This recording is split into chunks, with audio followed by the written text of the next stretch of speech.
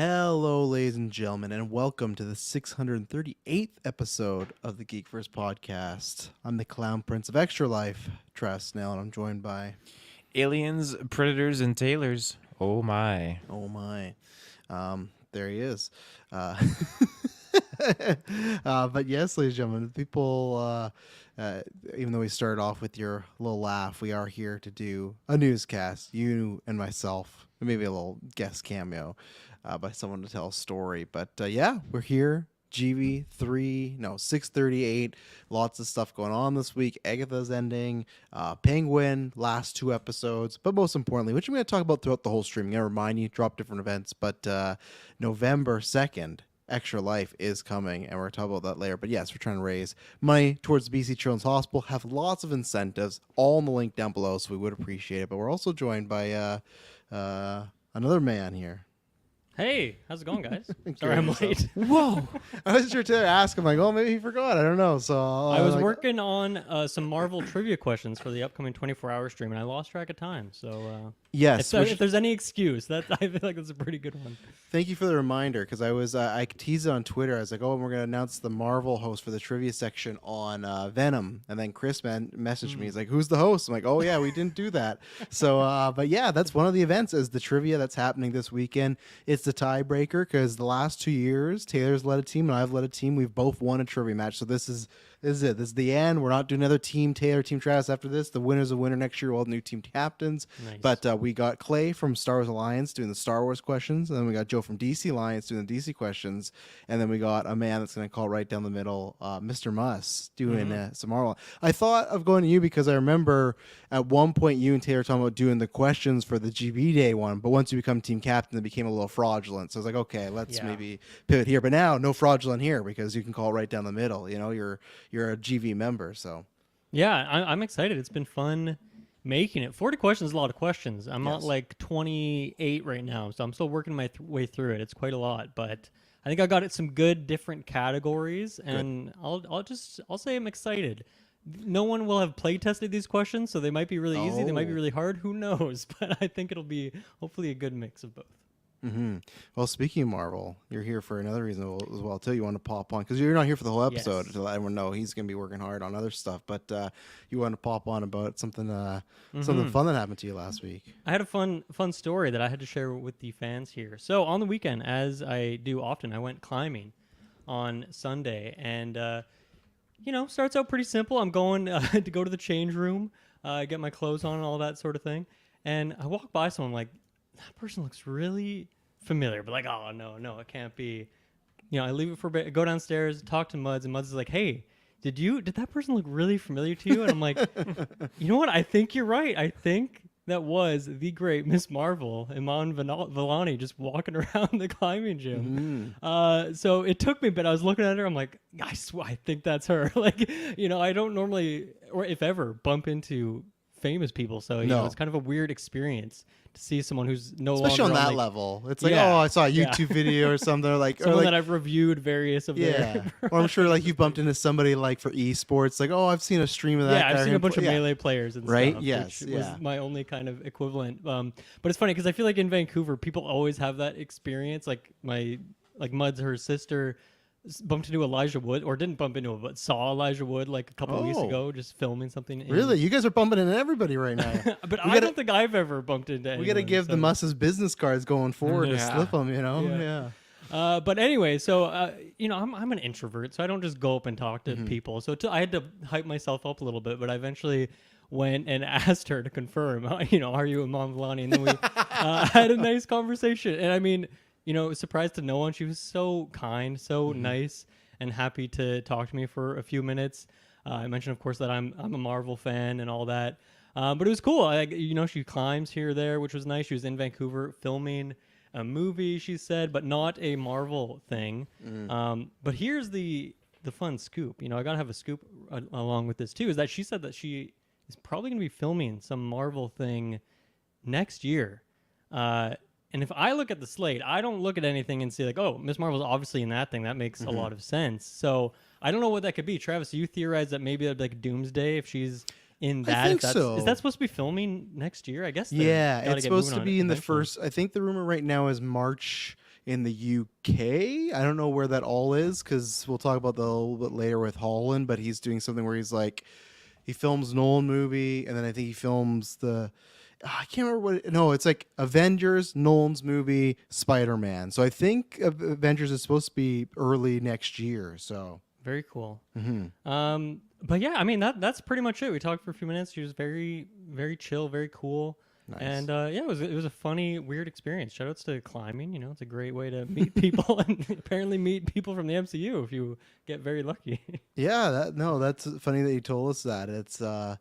It's just interesting who you can bump into. I've never bumped into someone on that counter that's not like been like you go see an event and that person's like there. It's like, oh well, of course they're walking around the city, right? You know, but no, that's cool, and I'm surprised she's even just saying that freely though about the filming Marvel stuff because things shift so much. I mean, I honestly, I feel like she probably just says that to any Marvel fan that she meets. Still, it means like someone's talking to her though. You know? Like, you know, regardless of what year it is or what month it is, just like, oh yeah, I think I'm doing more of that next year, that kind of thing. If there isn't somebody announced, so I don't know if that is actually legit. She probably was. Good chance she was just saying it, but I don't know. I hope it's true because, of course, I do want to see her in something, but it's just like. When you look at the slate, it's not really clear what it is. I mean, they teased some Young Avengers things, but then we did nothing with that since. So who knows what it will be? Yeah, I feel like it'd have to be that, and I feel like I don't know.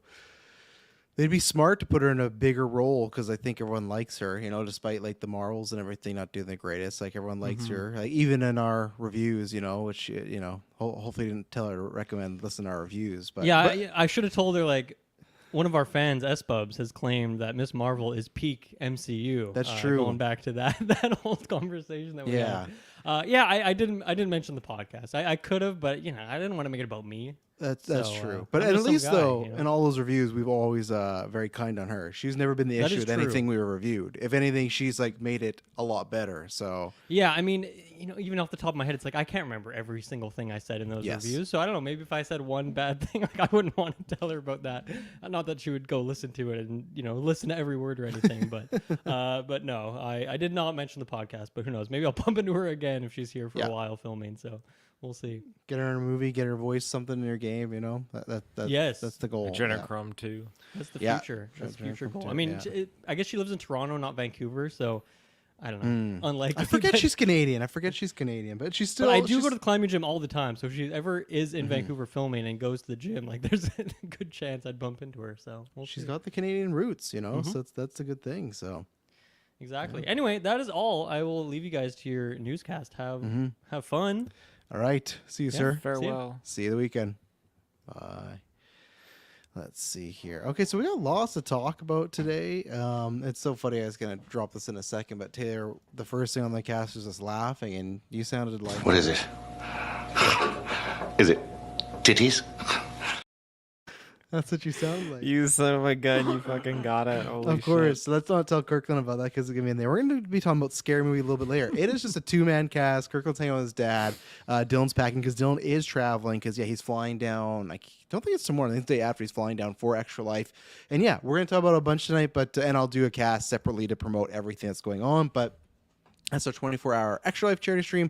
As you heard the trivia battle, there's chess going on. There's Jenga going on. We're going to be playing some Radar Jackbox in the middle of the night. We're going to be doing some Marvel Arcade. We're doing the Fight Club tournament. All the details of what these things are on the link below. We're doing 3-layered charades. Lots of good stuff. People popping in. The trivia, we got a bunch of people returning. A lot of new people. Head over to our trivia to see people. Not everyone's been announced. Everyone will be announced by probably like Thursday, but lots of good stuff going on. So if you could, below is the link to donate and get all the details. Oh my God, my word vomit right now. All the donations are tax deductible. So whatever you donate, $5, $10, $100, we would very much appreciate it. Lots of incentives, like I said, some incentives to make Taylor shave his beard in a crazy way. I put in the bathroom, but my new shaver did come today, Taylor. So I am ready. If people are listening on air, it's time to tune in because I've been growing this for 2 whole years years now. Look, I'll try and get to where's my length over here. Look how long that is right there. 2 whole years. I'm very much ready for it to go. It was a good experiment, and I grew it because here's the other thing. If we hit $1,000, I'll shave it live on air, but also then this becomes a wig for Kids Wigs BC. I think this says 10 inches. I might be able to get 2 wigs out of this, but yeah, wigs for Kids BC we'll be doing. So lots of good stuff. We'd very much appreciate it. If you can't donate, we understand. People, times are tough. You got bills to pay. Then just at least come over, hit a like, a retweet, a share, come watch, jump in the chat, because that's what helps. That's what actually gets things, people, if they can donate to us. And yeah, there's tons of stuff. Obviously, there'll be some downtime where we're just chilling, playing games, but we got 8 to 9 events. There's some events I haven't even riled off. We try to make it a big event and have lots of fun. And you can also buy the X-Men 97 GeekVerse theme shirt. All the donations are tax deductible, or all the donations for that go towards there as well. So we'd appreciate that. So yeah, it's a very good time. You ready for some trivia, Taylor? Ready for this tiebreaker? I'm ready. That's it. What a way to hype it. I'm ready. But no, it should be a good one. Like I said, lots of returning faces, lots of new faces. So should be a good time. But yeah, we appreciate all the support. And it all goes towards a good cause. Kids, families in need, surgeries, travel, everything like that. And you can go to Extra Life. They tell you all where the proceeds go, who they help. And yeah, all the details are there. So we would very much appreciate it. So as well, since I bought the shirt, but not sure if I'll get here in time, hopefully. So who knows? Because Taylor and I mentioned this, we're in Canada and we bought it and it got there, I think it was 5 days, which is very rare because we usually buy the Extra Life shirts very early because they get there. I remember like last year, it got there, I think it was like a day or two before the stream. It was like, it was cutting it close. Did I give your guys' shirt on the stream, like before the stream started? I got it when we got in that morning, we put our shirts on. I think it was just a couple days before. So where do you get the shirt? What I will do, Dalton, or maybe Taylor, could you do this? I'm dropping a link in the chat here whenever this loads up. Also do it in the Discord, because in the chat sometimes it's like the YouTube chat's not the greatest. But yeah, it's fun. That shirt is only available till November 3rd, and then it goes away. It's like our Extra Life Lord of the Rings shirt and Barbie shirt. They're exclusive just for the season. Very favorite one. See if you can break the record. I know Taylor would like to break the record. The Barbie one has it, but this is another. All the Extra Life shirts have been our top tier shirts, I think. So I'm excited to see what our theme is next year. But if it gets here for trivia, I'll run down and put it on. Yeah, and I will say, yeah, S Bubs, he is on trivia this year because he is a official gimmick host member. So yeah, he's on your team though, Taylor. We'll put him over there. Unfortunately, it's kind of annoying now because Dill and I did the trivia battle on GV Day. Both times, him and S Bubs has not been on my team. David can't make it. Oh, balloons is happening. But yeah, so it should be a good time. We very much appreciate it. And yeah, lots of streams, lots of reviews. So Taylor, what have you been watching lately? Oh, what have I been watching lately? A little bit of Bob's Burgers. Been doing some of that. Why Bob's Burgers? I've never heard you talk about that. And it's October. What are we doing watching Bob's Burgers in October? It just kind of like sneaks in there. Madison usually puts it on as filler in the background. But yeah, I got to look at my list here. So we did Corpse Bride. That one's just, there's something about it that I really enjoy. I really like that story. It's simple. It's a good time. Never hit me. I don't think it's a bad movie. I enjoy it. The kids really like it, and a lot of this generation enjoys it. But every time I watch it, I still enjoy it. But it never got hooked in me like other Tim Burton movies or produced movies, whether it's Beetlejuice or like even then, like I prefer Burton directed that, right? Or did he just produce it? Is it like a Nightmare Before Christmas thing? It is a Nightmare Before Christmas thing. That he just only produced it, not directed it. Because that's the thing. Oh, no, directed by Mike Johnson and Tim Burton. Okay, so I see. Yeah, because that's the thing. Everyone says, like, oh, Tim Burton's Nightmare Before Christmas. Of course, produced lots out of his mind, but there is like an actual director on it. So, okay. But no, yeah, and that's another one I feel like lots of Halloween merch nowadays, like the past 3-4 years, lots of Corpse Bride stuff. Have you been to is it Spirit Halloween? Yes, They have the yeah. huge The big animatronics ones, yeah. of Corpse Bride, actually. Yeah, so it's definitely making a prominent prominent appearance this year. I don't think comeback. I think it's just like the generations is catching up. It's the same way as like Sam is everywhere, right? But Sam wasn't everywhere from Trick or Treat right away. It took a while, so I feel like it's like the younger generation. They're really into. It feels like Nightmare Before Christmas was like maybe like last decade, and then as people start to grow up, it's like they push out. Not Night Before Christmas is still everywhere, but you know what I mean? Like there's another generation of like, oh, this is what I consider like a Halloween movie. I wonder in 10 years what it's going to be for us. I know it's already, God, Asbubs makes the joke about him being an industry plant, but it's like Art the Clown is now also everywhere in Halloween stores. He's going to be a guy in 10 years you see everywhere, so. Yeah, that's true. He's in Spirit Halloween now. You want to talk about this there? Did you see Jimmy voice actor Bob Berger was arrested recently? He was arrested. I'm pretty sure before that too for he was something. Indicted, I think something not great. He lost his job on Bob's Burgers. Yeah, he was. I talked about this week, talking about doing an election stream next week Tuesday. He's prompting us January 6th conversation, Trump and Harris. Oh man, are we gonna go political? Oh, we'll tune in. What could you go political? What was there? No, we're not gonna. If we did that, I'm just gonna be shitting on Canadian politics. To be honest, I'd have to do it on a separate Travis Snail channel or something like that. I don't want to subject the channel. All I'll say is the same way as After 9. I had no problem saying go vote NDP. Very happy about the results. I got no problem in saying please go vote. All my American friends, go vote Harrison Waltz. I know Republican, Democrats, I get it, but it's just this specific Republican. It's like, do we want to do this for another? As Canadian, I sure don't want to deal across the border with that man. I sure as don't. So that's where. And let's hope there's no violence this go around in December and January. Let's just hope for no more Bob Berger actors getting arrested or anybody else having to get arrested. That's right. Yeah. What else has been on my list here? You're on Corpse Bride. Yeah, Corpse Bride. I did Carved, which I found out that is a full movie that just came out, and the director did a short film also called Carved a long time ago. Different kind of story, but this time around he got his own full-length feature film. It was not the greatest. Like they really tried to go for this comedic horror vibe, and I really wasn't jiving with it. I thought the idea was cool, this killer pumpkin, very spooky, but the pumpkin just looked like a pumpkin with spider legs, really, and it didn't have anything really great. It was just overly gory. Nothing really going for it. That's that. What else though was there?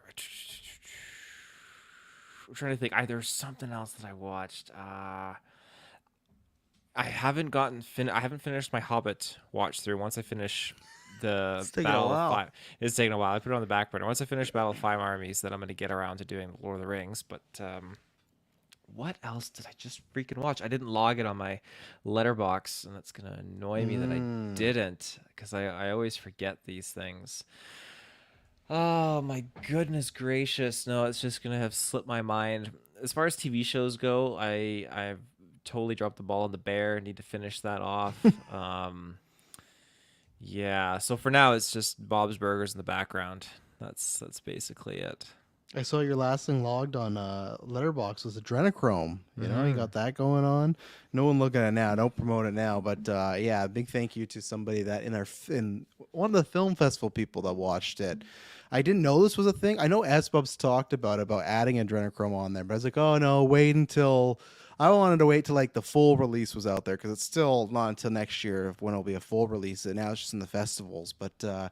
That's on Letterboxd, and that's fun to see. So if you have watched Adrenochrome, if you were one of the people that purchased it and it's like early, just the early screening weekend, you can go rank it and review it and list it if you want, all that good jazz. So it is a fun thing to see. But for myself, just Halloween favorites. Gosh, I'd have to go down I watched for the first time Practical Magic yesterday. That's Nicole Kidman and Sandra Bullock. It's a witch movie. Never heard of it, eh? No. It's a big. If you look at the letterbox, like the reviews are. It has its fan base. When you have like that, whatever the chart with the reviews and everything like that, the 5-star, very very up high. I can see why people liked it. I enjoyed it for the most part. I gave it a 4 out of 5. There's one subplot I didn't really enjoy, but Sandra Bullock and Nicole Kidman, lots of great chemistry. Nicole Kidman was looking mighty fine in this movie. Should have kept the red hair a little bit longer in her life. But so I saw that for the first time. I've been making my way through the Scream movies, so that's kind of the same old, same old. I watched some Hocus Pocus this week with the girls. I like those both for the most part. I'm definitely in the camp of liking the original more.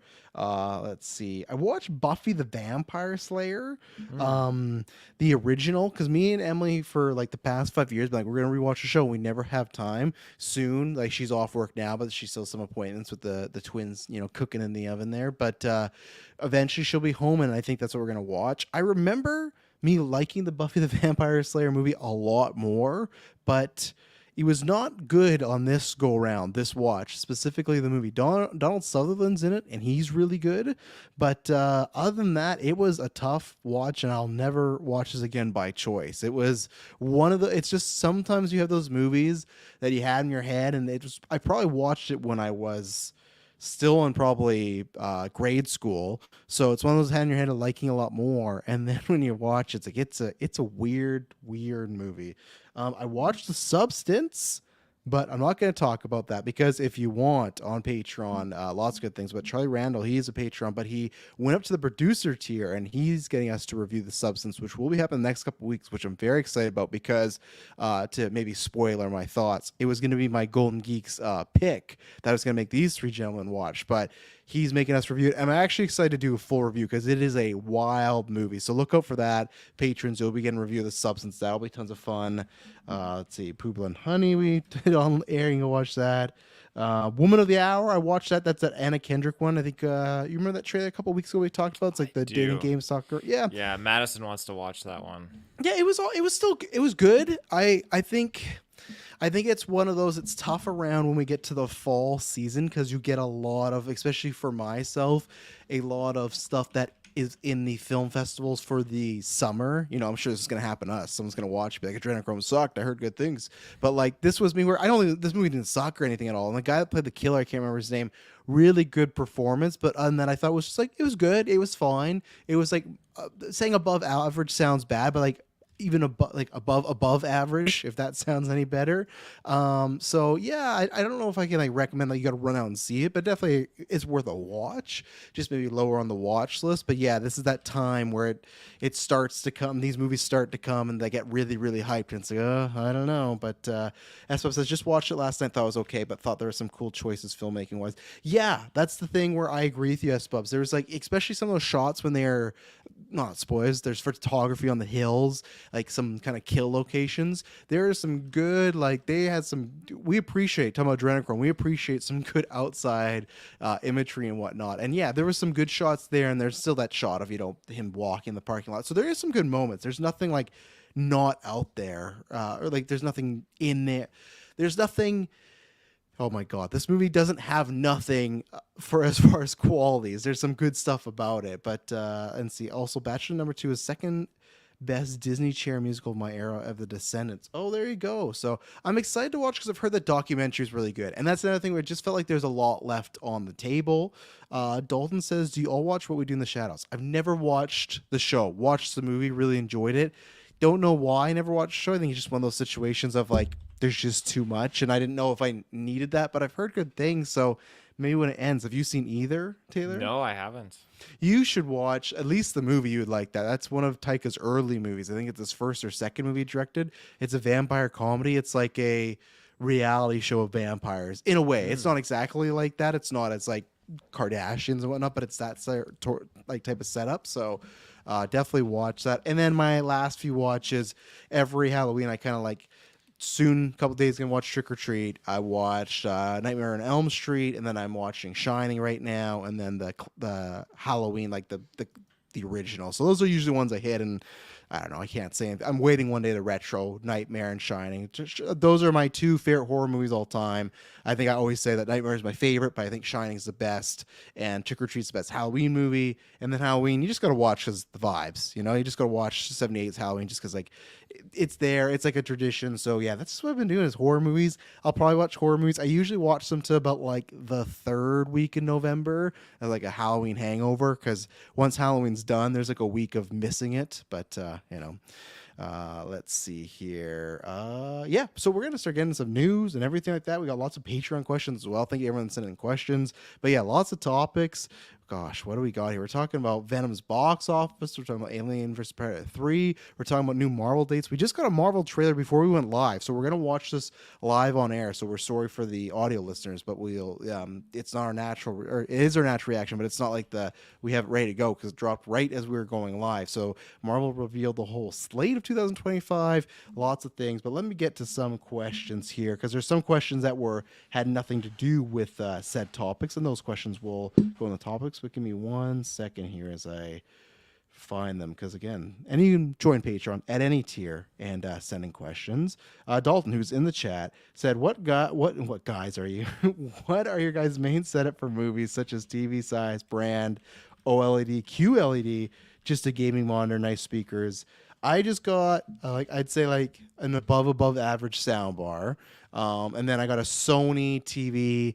It's 60 inches, and I can't remember like what the model is, but it's 4K and it's 120 hertz specifically. We did not get a bigger TV because we were looking at getting a 70, and I'm not a wall mounter guy. I don't like wall mounted TVs, so the 70 on a stand with young kids, it was like we didn't feel like, when me and Emily were standing in front of the 70, we're like, this just feels like dangerous, like not on a mount. So I'm like, let's get the smaller size but get like the higher frame rate. And yeah, I used to be Samsung on the way, but Sony, I'll never go back now. I've loved the Sony TVs. It's their interface with the Wi-Fi and the TV and like the smart TV, everything. It's just been very copacetic and very easy. So that's my setup. I got no computer monitor. It's all laptops here in this household. Yeah. So my main setup is, I'll have to go check the brand because I honestly don't remember, but it's a 60-inch. It is 120 hertz refresh rate. It is an OLED, and yeah, is it a Toshiba? It might be a Toshiba actually. It was on for a banger freaking deal, and I was eyeballing it at Best Buy for a long time because I knew exactly what I wanted. I don't even know if they have that brand in America too. Tell us Americans if you do. I don't know if they do. I don't know. Be a Canadian brand. Yeah. Because like before growing up, I had a Samsung. That was like my first TV in my bedroom. Play Xbox. I was a small little 32-inch, and Samsungs are like tanks. Those things just they last. Holy shit, they're built to last. So that was great. It still works fine. I've lent it to my sister. She uses it, but after that, it was a few years ago. We upgraded to a it was a Fire TV. It was like a 40-something inch Fire TV, and so that was pretty nice to have. It was 4K, but very limited in what it could do. With what it was like displaying in high resolution, but still it was a great TV for what I needed it to be. But what really motivated me was after getting my Xbox Series X, being able to really enjoy the frame rates, the quality, teraflops. Exactly. So I was like, okay, we're going out, and I was eyeballing this TV. I did my research. Like, okay, this has everything I want. The price is great. People's reviews are through the roof on this thing, and it was the last one at Best Buy. So I remember picking that up like, must be like 2-3 years ago, and man, this thing's still just this beautiful TV. I absolutely fucking love it. It's great. And then for sound, just a Samsung soundbar. I picked it up on Facebook Marketplace a few years back, and it's just I enjoy it. We were just given I can't remember the brand, but my wife's aunt just gave us a huge freaking outdoor sound bar. This thing's massive, and I'm thinking, should I try hooking it up? Because it's bigger than my TV stand, and it's made for the outdoors on like a patio. So I'm not sure. Like, yeah, that's exactly it. Just a turbine engine. Blow away. Yeah. So we'll see. But as far as it goes for my desktop, I bought. When COVID hit, we were getting money just to stay at home. I was like, free money, not really free. I just was like, oh great, new computer, and so I bought a new gaming rig, and it's a little aged now, but the monitors I have are just Samsung monitors, nothing fancy. But that's basically all I got for my setup. Mm-hmm. And then he asked for physical media. Are you guys more enjoying, are you all physical media or just digital and streaming? I'm mostly just digital and streaming. I will get physical for the things I really, really want. So obviously, like I love Bullet Train, and I got Bullet Train, but because that was like it was like a $5 deal or something on Amazon. It was something stupid where it's like, okay, just get that. Like Emily showed me, like, okay, that's so cheap, just get it. But for most times, unless something's really, really cheap, and I have to like love it, like a 10 out of 10 movie, it has to be something I really enjoy. And like, so I got like the Batman. That was my last purchase on the Steelbook, just because I'm a Batman guy. But other than that, like I don't buy, even though I loved Deadpool and Wolverine, because Taylor, you're talking about this, I won't get it because it's on Disney Plus, and I know people have their whole like, oh, they'll take it away unless you own the thing. It's like, that's true. That's why if it's something I really, really want, I think it'll be going away, then I would buy it. But most time, and people talk like the internet doesn't exist. Like there's sites all over the place where you can find that, even if they, even these shows that they did for tax write-offs, you could still find Willow somewhere. Not saying that's right, but if they're taking it away and you can't watch it, then find another means. But yeah, so it has to be something special, whether and it has to be something I love, but it has to be something that I really absolutely love, like the Batman, something very, very dirt cheap like Bullet Train, or something that like I love but like the design is so cool. Like Deadpool Wolverine is cool, and like I liked some of the cases, but I didn't see anything where I was like, fuck, that looks super cool. The ones that are tough, but it's not tough because I don't love the shows, I think they've done a really good job with those Disney Plus series ones, like the Lokis and Mandos and Ahsokas. I think all those cases look really, really nice, but I just can't justify them because they're all like 60 a pop, which is fine because it's a TV show, right? But yeah, the Disney Plus stuff I just won't, because I'll have Disney Plus for like another, I don't know, I would say at least 13 years, at least, with kids being born like, in a month from now. Literally, we got a month from now, pretty much, under that, according to our doctors. So yeah, physical media is rare, do get it, but mostly streaming. But Taylor, I know you're the other side of that.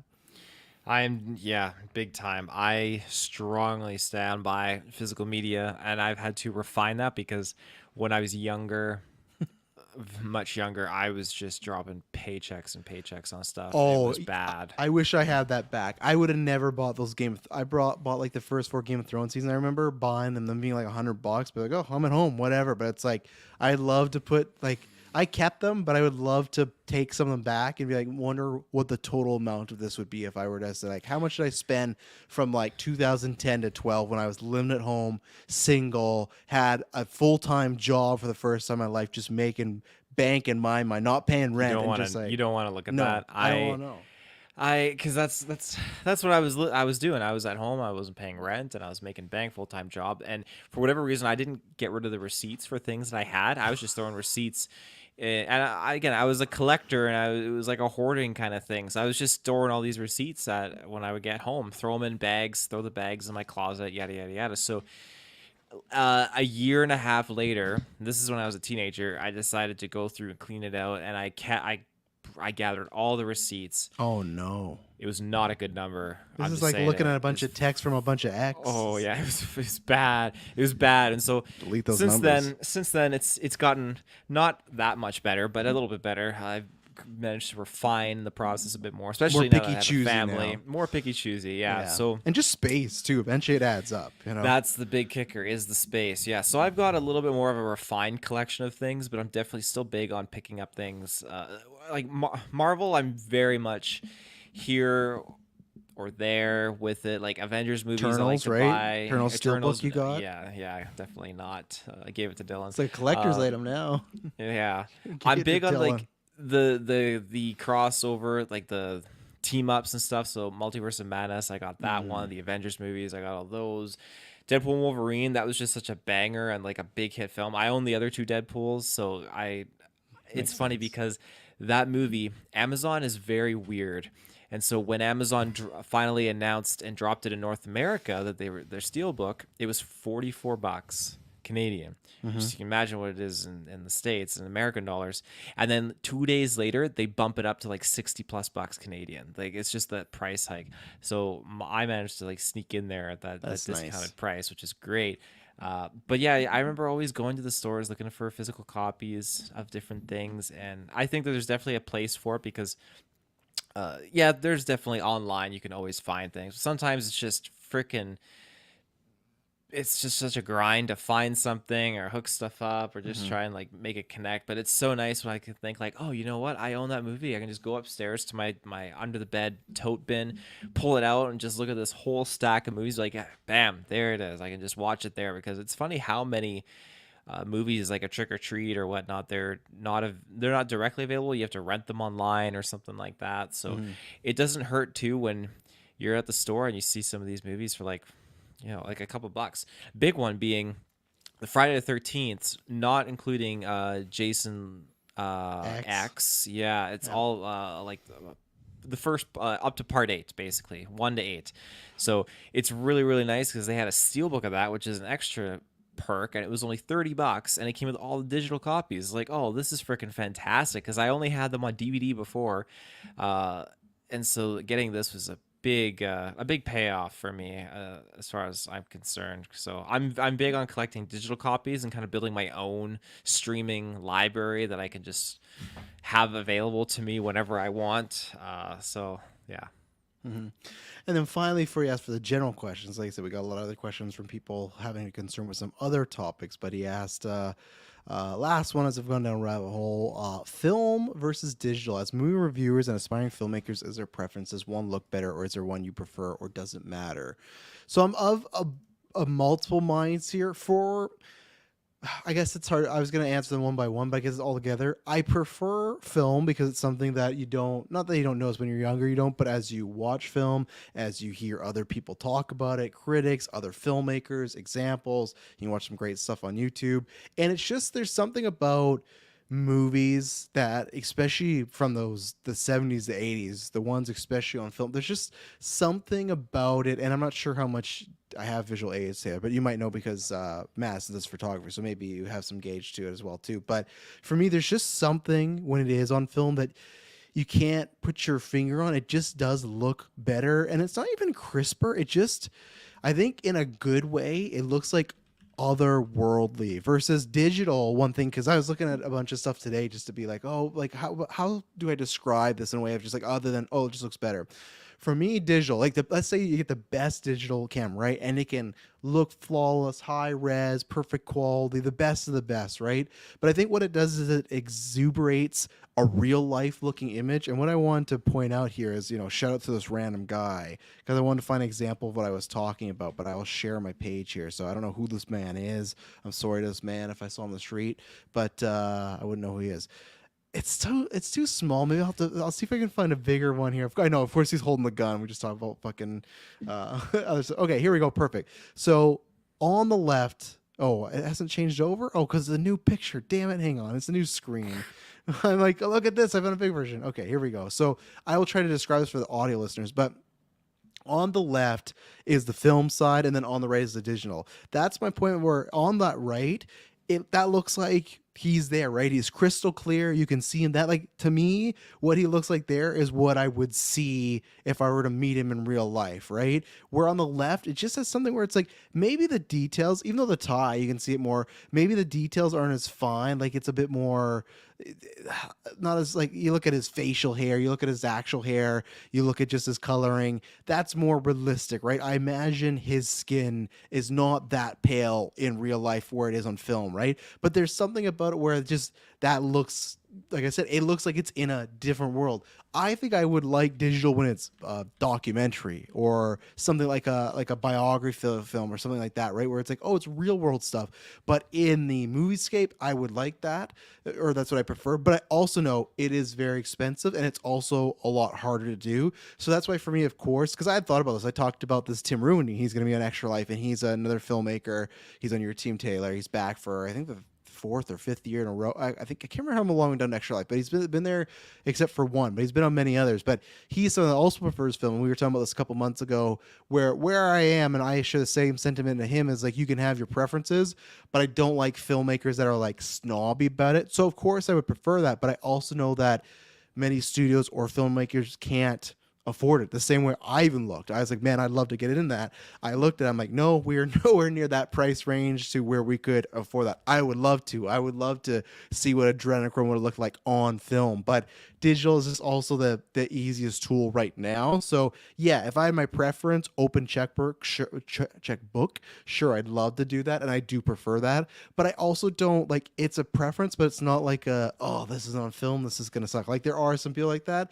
No, for me, or some people that might even check out like, oh, I can't give it like a 10, or I can't love it to the nth degree. It's like, no, I can still love something if it's digital. It could still be the best film of the year. You could and this is the thing, it doesn't matter when it comes, it's not always about the camera, it's also about the shot. You could have the best looking film camera, but if the shots aren't good, it's not going to matter, right? So you could still, the best looking film of the year could still be on digital. So that's where, no, it's not like it has to be one way or another. Would love to, hopefully in the future, if our filmmaking stuff, you know, keeps going, and at some point when some festivals in the future that have some more money to them, you know, because, you know, most of them about cred, it's those big top ones that give up money. And I'm just happy that we're winning anyone's and we're being accepted anyone's, because there's many people that aren't. So I'm just happy about that. But if you're talking about like a dream goal, yeah, it'd be great to get some money there. But anything to weigh in here, Taylor?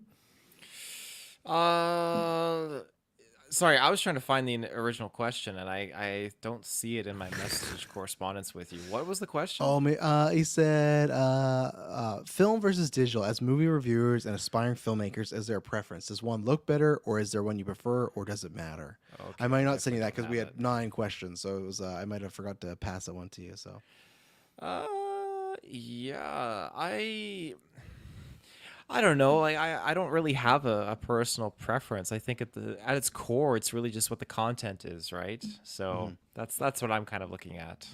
And I'm gonna keep on going here. I think that it's yeah, you know, you gotta make sure you have just quality content and not poor visual quality. And there you go. Okay. what happened? I wasn't expecting. I finished talking right when you bounced out of your chair. I was like, oh. I think we get a Gatorade. You know. Gatorade. All right, we're gonna take an ad break, and then we got lots of news to talk about. So we'll be right back. Okay, and we are back. So yeah, we're gonna start off with this story that we did not have in the ad break or the run break. I'm not sure. I've seen some people say it's a leak. Some people say it's not. I don't know. I think the leak might have happened somewhere else, and they just released this teaser. I really don't know. But we're gonna run with it anyways. In worst case, if I chop it out, I chop it out. But there's a trailer, so at some point it's coming out because it's an official trailer. And it's not like someone filming a camera and anything like that. But Marvel has released their slate, their next year slate. So it's not even from just 2025. There's only one project included in here, but still, I'm going to list all the projects, and then, which I'm kind of surprised they've dated them already. All these projects are dated. They don't have the movies on here because maybe those can flow around, I guess, because it's Disney Plus. But I'm going to give you the dates, and then I'm going to pull up a trailer and we're going to watch for the first time because they showed all these projects. So they did announce, and this is a hashtag Trask told you, What If Season 3, the final season, is going to be coming out December this year, 22.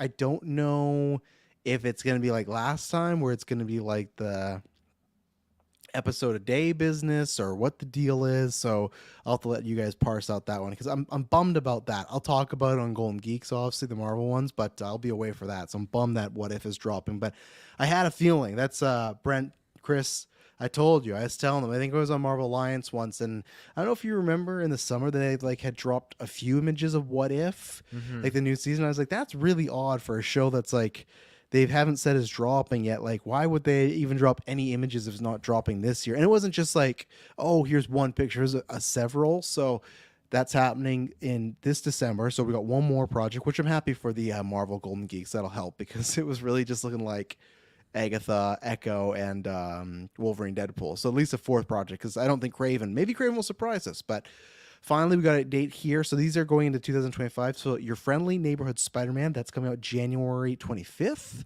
And then, as we've heard about this before, Daredevil Born Again, that's coming out in March. Ironheart is coming out in June. Eyes of Wakanda, which is that 4-episode animated series, that's coming out August 6th. Here you go, Taylor. Marvel Zombies is coming out October 2025. No official date yet, just October, which makes sense. Halloween month. So Marvel Zombies is dated, thanks goodness, and we're going to see some footage here in a second. And then Wonder Man is coming out December 2025. So that's the project with Yahya Abdul-Mateen II. So that's coming out a whole like year and month away, which is kind of crazy. But yeah, what do you think about this slate here? Also, you're going to watch some trailers, but you happy with this this layout here? I'm interested. Drop in the chat there. So you got a visual aid here coming up.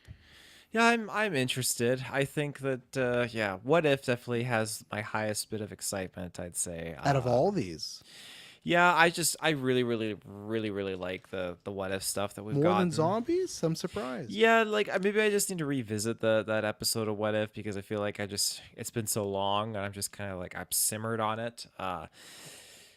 Yeah, I think What If just has some crazy cool different stories that I really like. Or maybe that's the Chat GPT side of me that just really enjoys the the zaniness of it. So there's that. But I would probably put Zombies following up pretty close after that. Daredevil, I'd probably throw in there too, because I'm getting excited. You know, we're gonna start watching for our retro. Yeah, so I'm getting pretty stoked on that.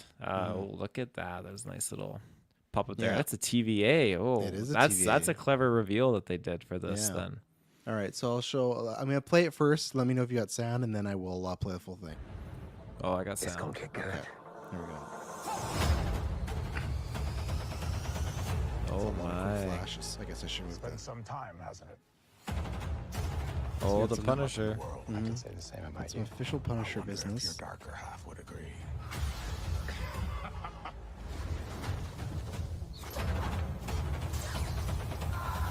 Exactly what kind of a lawyer are you? No echo. I guess not. I think this is. Oh, so that's Muse right there. So that's because I just want to go back and see some of these quick flash. Okay, this is showing everybody, but Muse, that's gonna be one of the villains. He is a Daredevil villain. He's a serial killer in the comics, and then you got some footage here of him fighting Daredevil. It seems like he's fighting both of them because I think. Let's see, where is that? Looks like that's Muse right there. Yeah, he's looking like a little bloody there. And then I'm pretty sure this is Bullseye, I think. So we got him, Kingpin, Muse. We got Matt Murdock going up against a lot of people. A visor on his helmet almost. Kinda, yeah. It's hard to tell because at the flat, he looks like a Ninja Turtle right there. Actually, That looks like there was Leonardo. Does Bullseye wear a bandana? Is that what he wears? No, he's had a few looks, but it's usually just like a big leather costume or something. Okay. But yeah. So we got Daredevil going on there. Exactly what kind of a lawyer are you? Miss Kamal Khan's dad there. Now this is I've been interested to see this Spider-Man stuff. I'm gonna pause because we've not actually seen any of this animation in motion, so that's what we're seeing right now. So, and that we didn't get much of it, so I'm gonna go back, but it's looking very comic booky, and not in a bad way, but like they literally have like. For people, audio listeners, there's a Spider-Man scene. There's a Spider-Man scene of him fighting some criminal, and then it goes to a panel of a bunch of people going like, oh, and it's like 4 panels of 4 different characters making that reaction. It looks like a comic book. Obviously, I think there might be a little bit more, but there's not too much of this. What is your like initial thoughts on this the Spider-Man, your friendly neighborhood Spider-Man footage? It has a really neat kind of blend of just like a painted setting or like a drawn sketch setting, and then you have the character Spider-Man actually moving outside of that. It feels like a familiar mid 2000s animation style on like Cartoon Network or something like that. There's just something very modern and very familiar and nostalgic about it, and I really like it. It's a kind of up my alley, I'd say. Yeah, so far I like it. Like I said, obviously I want to see more, but I think it's tough because you got Spider-Verse that has such a cool, unique animation. To me, what I like about this is kind of go, I don't want to say simple, stupid. I got to find a bit, simple, easy maybe, or there has to be another. I feel like there's a reverse expression of simple, stupid, but I don't want it to sound like that where it's just make it lower scale. Like this looks like it's not 2D exactly, but kind of 2D and like comic booky, but make it the best type of version of that to stand out, because just like something to itself. So like the little like you look at his jacket, a little shell shaded there and everything too, which I enjoy. So yeah, I think that's the way where instead of going big, bold, and big colors and stuff, like it's colorful. Don't get me wrong, but it has like a golden age '60s feel to it, like a simplistic style. So I think that's a good call there. But and then we got Ironheart coming up here. Build something undeniable. Anyone who's ever accomplished anything iconic in life It's just weird how has had to do some like, questionable things to get it you done. have Hammer Industries trying to build a suit and he can't, and yet you have her just being able to build a suit, But Hammer's not smart. Like But he's got the money to back up the smart people to build it, right? still need the brains though. You still need the skill, the heart, the drive, all that stuff. Hammer's just in it for the money. So let's see. Oh, we got some What If season 3. Shang-Chi Cowboy. Oh, there you go. You like that? That's all we got for What If season 3 was just that. Oh my god. For an adventure. Wakanda zombies. Wakanda zombies. That's Red cool. Guardian. Oh, Zombie Cat's back. You can Slate whenever you're ready. Simon Williams, reading for Wonder Man. Man, that threw me for a loop. I was like, what? Aquaman? Black Manta? Like, No, he is now in the MCU. He's walking both worlds. Everyone's been giving this title treatment shit because it's just Times New Roman. So everyone's been like, this is really boring. oh, okay. Times New Roman's got nothing wrong with it. It's a classic. It's a staple. It's not Papyrus and it's not Comic Sans. People need to calm the fuck down. So you think a Jesus. Marvel project should be using Times New Roman? You think I that's think fine? there's nothing wrong with some good Times New Roman. I've used it in a few of my own projects. It's classic. It's back to basics. It's not Papyrus. And it's not Comic Sans.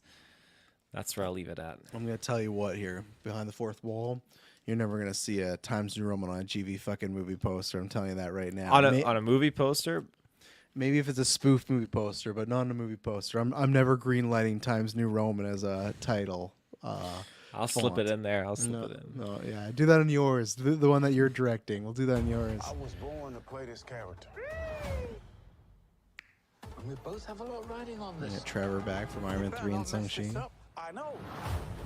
I am It's so interesting, like with Wonder Man, how it's he is an actor, but like with this, like I love Yaya, so I'll be there, and hopefully it's something very creative. But in this slate, it just stands out as I'm very curious what they're gonna do to market this show because this trailer is just like is an actor who wants to be an actor.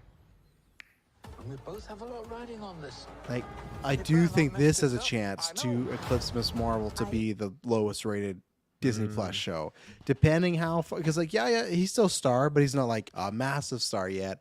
And I don't know, like did you take anything from that trailer being excited other than like I think you like Ben Kingsley Trevor's character, right? I do like Trevor. So for me, it has like a humble kind of innocent. What am I trying to say? There's some comedy in there that I think I'm really gonna enjoy, and I think that's definitely gonna be my kind of a show. Okay, there you go. And then look at this first look at the Black Panther show. Oh. so Deadpool Wolverine. I love it. It's just so funny, like the Spider-Man and the Black Panther stuff, like so quick. Okay, so let's go back scene by scene here. This looks. What I do like about this, between you look at all the way back to Spider-Man, and then you got the Marvel What If series, whatever, and then you got the Eyes of Wakanda. I like, which I feel like we talked about early on, which they didn't, and even X-Men 1987, it ended up looking better, but it still has shades of that Marvel What If style. I like that now these animated series are looking somewhat different, like that to me is what they should be. That's something that I don't know what they're going to bring in, but it's like if you're making them, give them some sort of identity. So I don't know what, but this reminds me of, remember that Prince Persia game that either came out this year or last year, was like that 2D side scroller that Yep. it looks like it's very much like that style. And for me, I think that works. Like, I don't know how would you describe this to like an audio listener? Like, it looks like it's of an older kind of, not like the Spider-Man one, but it looks like it's almost more like I don't know. I'm terrible with this to describe like what type of animation this would be, because it's I'm not saying it's like mind blowing, but it's something a little bit I think different. I think but- you're on the right track. There's definitely like that Prince of Persia game and a few other games that definitely have this kind of But what you animation even call style. that? I'm gonna find out. Let me Reminds see. me of like Sea of Thieves animation or something like that. I don't know what the actual term for it is, but it's a very familiar style animation of video games, I would say. Yeah, I'm just trying to find out if there was like a type of like term for this, but yeah, no, I'd say look it up. It's only like 2 images, so you don't get much. But I would say the best way, it kind of feels like it's not exactly this, but it looks like a kid's storybook in a way, like the way it would be drawn and everything. So I know it might sound bad for Black Panther show, but I think for if it's an anthology series about different Black Panthers or Tales of Black Panthers, if it looks kind of like a storybook to me, that kind of tracks, you know. So ×2 Roman animation. Oh no. Oh no. And then we got Deadpool Wolverine. They're just announcing that it's coming out in November of this. It's coming out November 12th. So it's not that far away on the Disney Plus there. So Love it. yeah, and then there's lots of stuff going on there. Oh, look at that. You got a shot of Punisher going on in the actual logo. And then you got, I guess, Riri rocking in the Iron Man suit, which I know it's just a shot, but I feel like this CG of that suit Just is teamed up with Kingpin. That, but don't you feel like that CG of that suit is not looking good? Like It's I know not looking good. It needs a little more polishing. yeah, luckily it's not coming out till June, but yeah, so there you go. Lots of stuff happening there on Disney Plus. So we'll see. Lots of stuff that might not be happening is in the Sony Marvel verse. So this weekend, obviously Venom 3 came out. You can go check out our review. Thank you to everyone that did. It had its lowest opening. Taylor, you had it at, I think you were like 68 or 70. I listened back. You were somewhere in the higher 60s or low 70s. And then I said I was 55, but it actually opened at 51. Now, here's the thing. It's not like a complete Joker 2 situation because for some reason, I think it's for like North American films or at least superhero films, Venom had the biggest opening in China since 2019. I guess China, just loves, the Venom character. So the way it's projected now, we're not sure what it's going to be like in week 2. I think it's probably going to have like a 60% drop, pretty big. I don't think it'll be Joker too big, but it looks like the domestic box office kind of crapping out. If people don't remember, there's long-term tracking of 100 million weekend, and then it was 90-80, and then 60-70, and then it was like, 55-65, came in below all those expectations.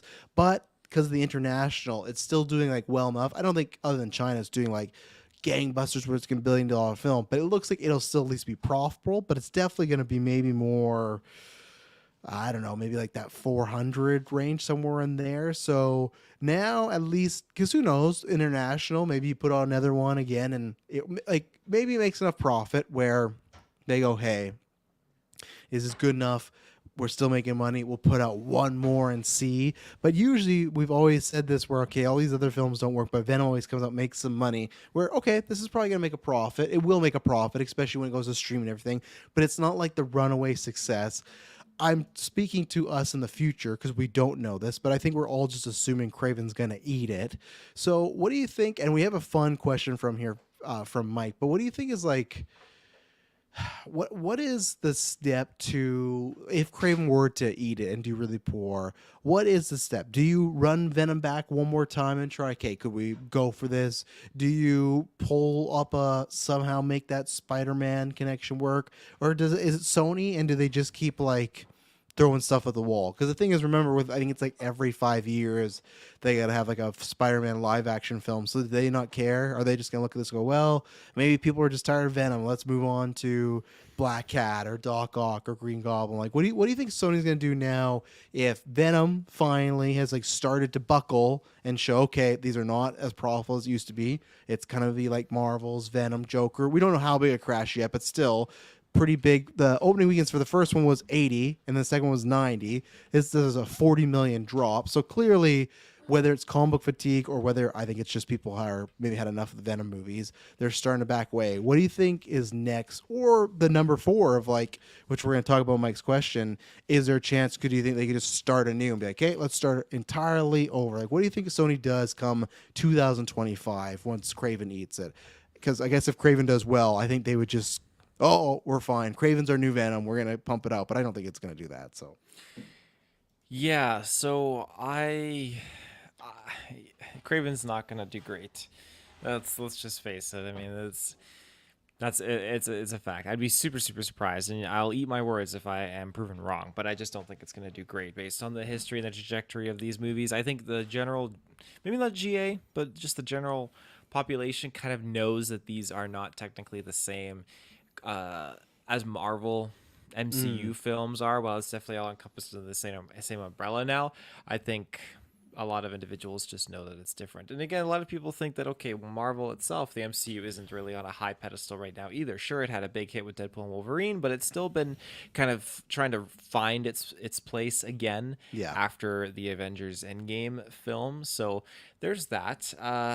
But yeah, I think afterwards, I think that you either have to start working more heavily with Feige and with the MCU with your characters like they did with Spider-Man, and that really paid off because, I mean, when you look at Spider-Man No Way Home, that's a prime example of how good, that's a trilogy too, right? It's just great, and that shows Even what they're Far doubling From down Home made on. $1 billion. Like That's after right, Endgame, yeah. so Yeah, that's absolutely right. So I think if they kind of pump the brakes a little bit, and maybe they already know preemptively that, okay, our Craven movie's not probably going to do the greatest. Venom 3 isn't doing the greatest right now, so maybe that's why they're like, okay, let's work with Marvel. Let's get that Spider-Man 4 release date, the information, everything out there sooner than later, which they've done just to kind of like help pull people's attention to that. And maybe that's when they stop doing all these solo movies. I remember back in the day when we were talking about how, oh, they announced a Venom web project. It's like, what? And it's going to have its own type of Spider-Man villain guy or whatever in there. Just, it seems so like shocking. Kraven the Hunter and all these different spin-offs. It was like, it's cool, but there's not really enough of like a foothold for these different characters. And I think that's the hardest part, because Spider-Man is definitely rooted as like he's the core character for most of these storylines. But to give a trilogy to Venom with no Spider-Man in there it's kind of weird, and it just feels like it's a very prolonged story. Venom 3 at its core feels like it could be like a couple episodes of a TV show. It does not. It kind of blows me away that it's a full-length feature film. especially because like I assume not everybody stays for these, but enough people stay for them. In the end credit for Venom 2, you tease Spider-Man, right? He's on the screen, he looks at the TV, and then he's in No Way Home. Venom, and like Tom Hardy is in No Way Home, but then he gets sucked right out. So like I wonder if that's where the audience maybe fell off for caring about the Venom movie. Not completely, but a lot of them being like, okay, he's going to cross over. Almost like, okay, you do Venom 1, that's fine, we'll meet him. And people know Venom, the character enough, and like him. And then Venom 2, it's like, okay, there's Carnage. But maybe that's even, let's say even the quality of the movies. Maybe they were just kind of like, okay, it's like me with, Harry Potter movies where I bowed out as a kid after 3 because I was like, oh, we're never getting to Voldemort. They keep talking about Voldemort, this guy never shows up, and then he pop up 4. But I wonder if that's the way of Venom. It's like, okay, and then he gets sucked through a portal, and then there's no him and Spider-Man in this movie, and it's almost like, okay, what are we doing here? Where like those other movies, Madam Web, Morbius, and I'm going to assume Craven, don't really have.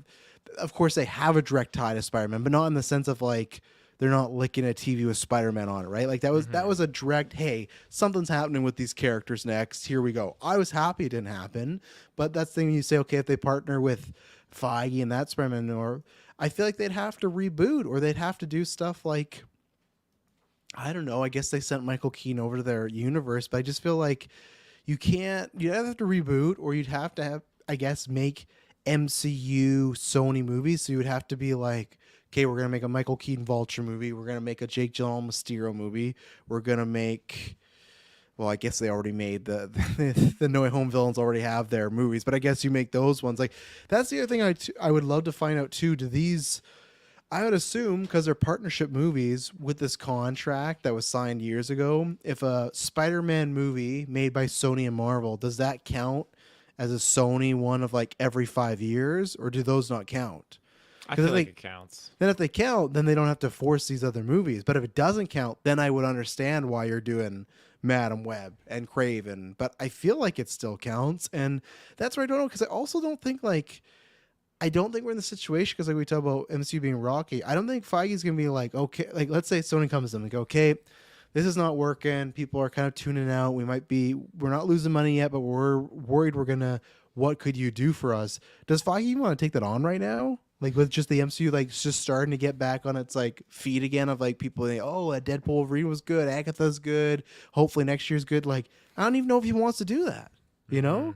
So like, And they're losing Lord Miller after the last Spider-Verse movie. Those guys run those, so that was their chance to lose that. So it's like, I don't know. Like, I don't think Feige wants to take it on, really, unless there's like a big paycheck. Like, do you think that's something now? Because like we already talked about how before he was getting too strung up. He didn't do a Star Wars movie because he was focused on MCU. So it's like, do you think he'd really want to be like, okay, I'm going to help you out with your Sony-verse stuff, even if he gets a cut of money and it's more connected to the MCU?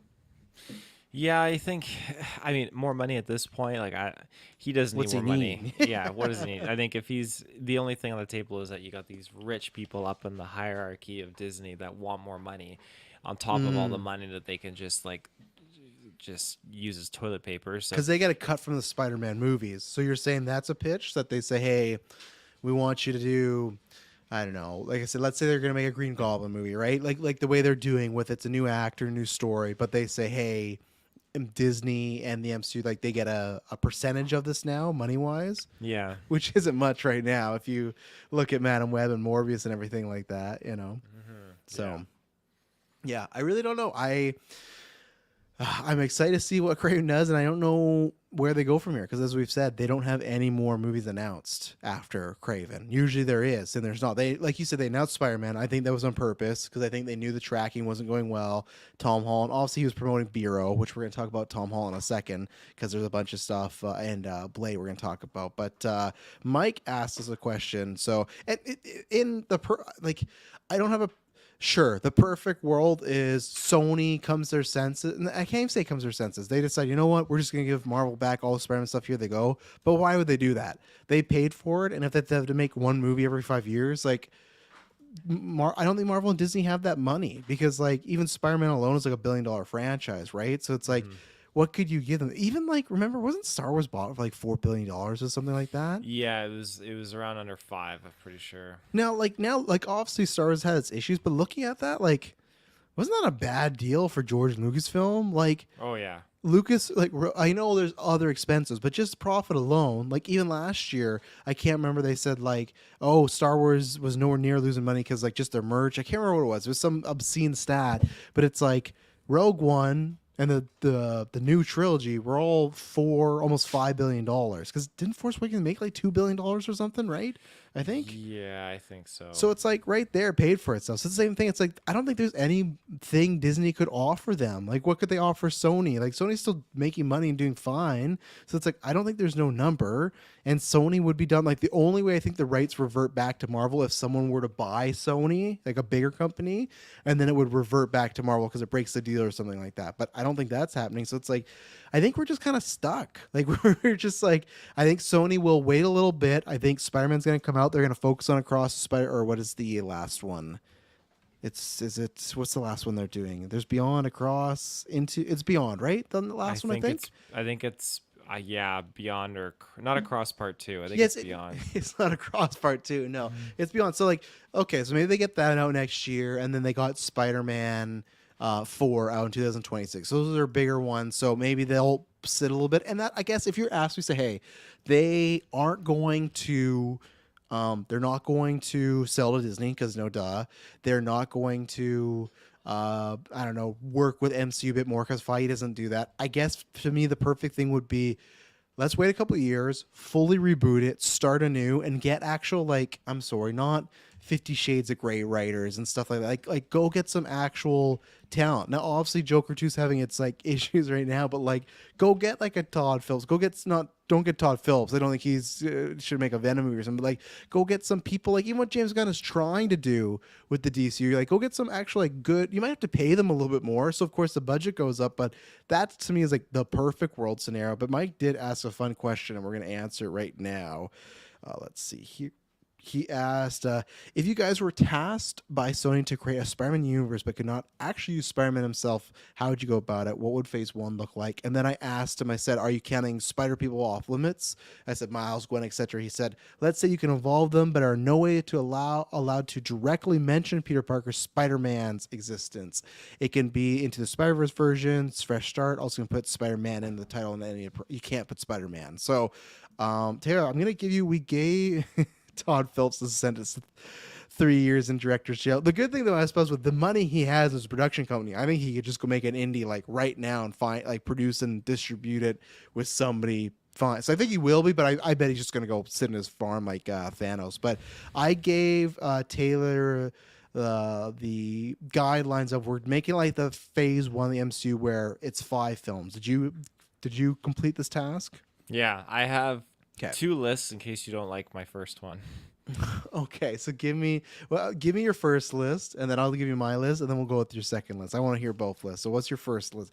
And what's the difference between lists? Is this like a wild card pick? Is this a Taylor pick? Is there one that makes like more business sense? What is the guidelines to list number 1? So list number 1 is a bit bold and maybe repetitive, but I just felt like it's a good. It has potential. Okay. And my second list is just devoid of that potential. It's going completely off of being bold. Okay, so complete. So you say the second one's the non-bold one. That's the more realistic one.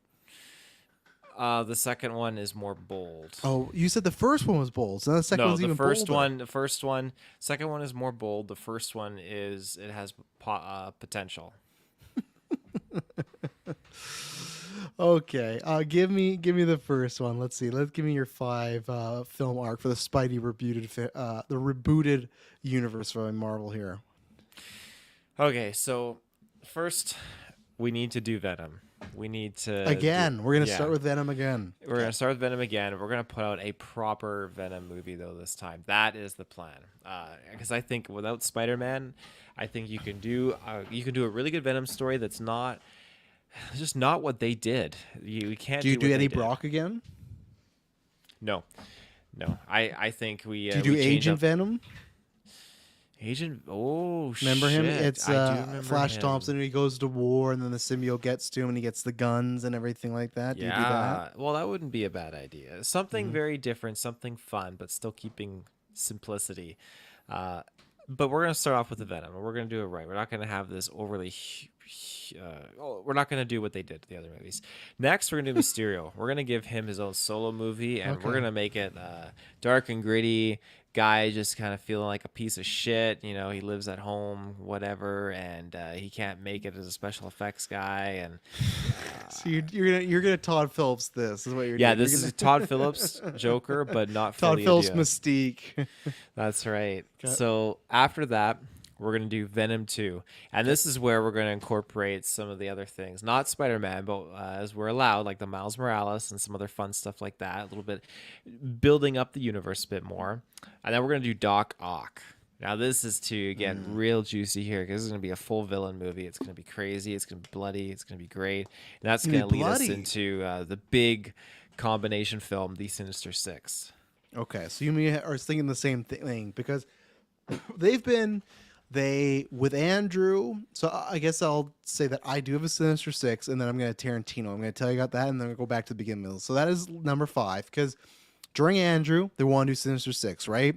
They've talked about it before, like when there was a period of no Andrew and then no Venom, there's rumors of Sinister Six.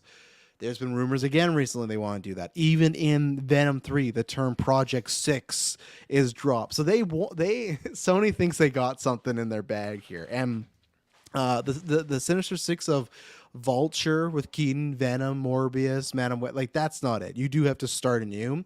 Mine is a bit of a cheat though, because I feel like what Sony would do is it would be Sinister Six, but it'd be Sinister Six like with a Spider Person or a hero or something. I don't think they can get it off the ground of just the villains unless they do a great job. And even then, we know if they're making a Sinister Six movie, they're gonna be like good guys. So I do have that as well. But how we get there is we're gonna start. I'm going a little bit different. No Venom. He said no Spider People.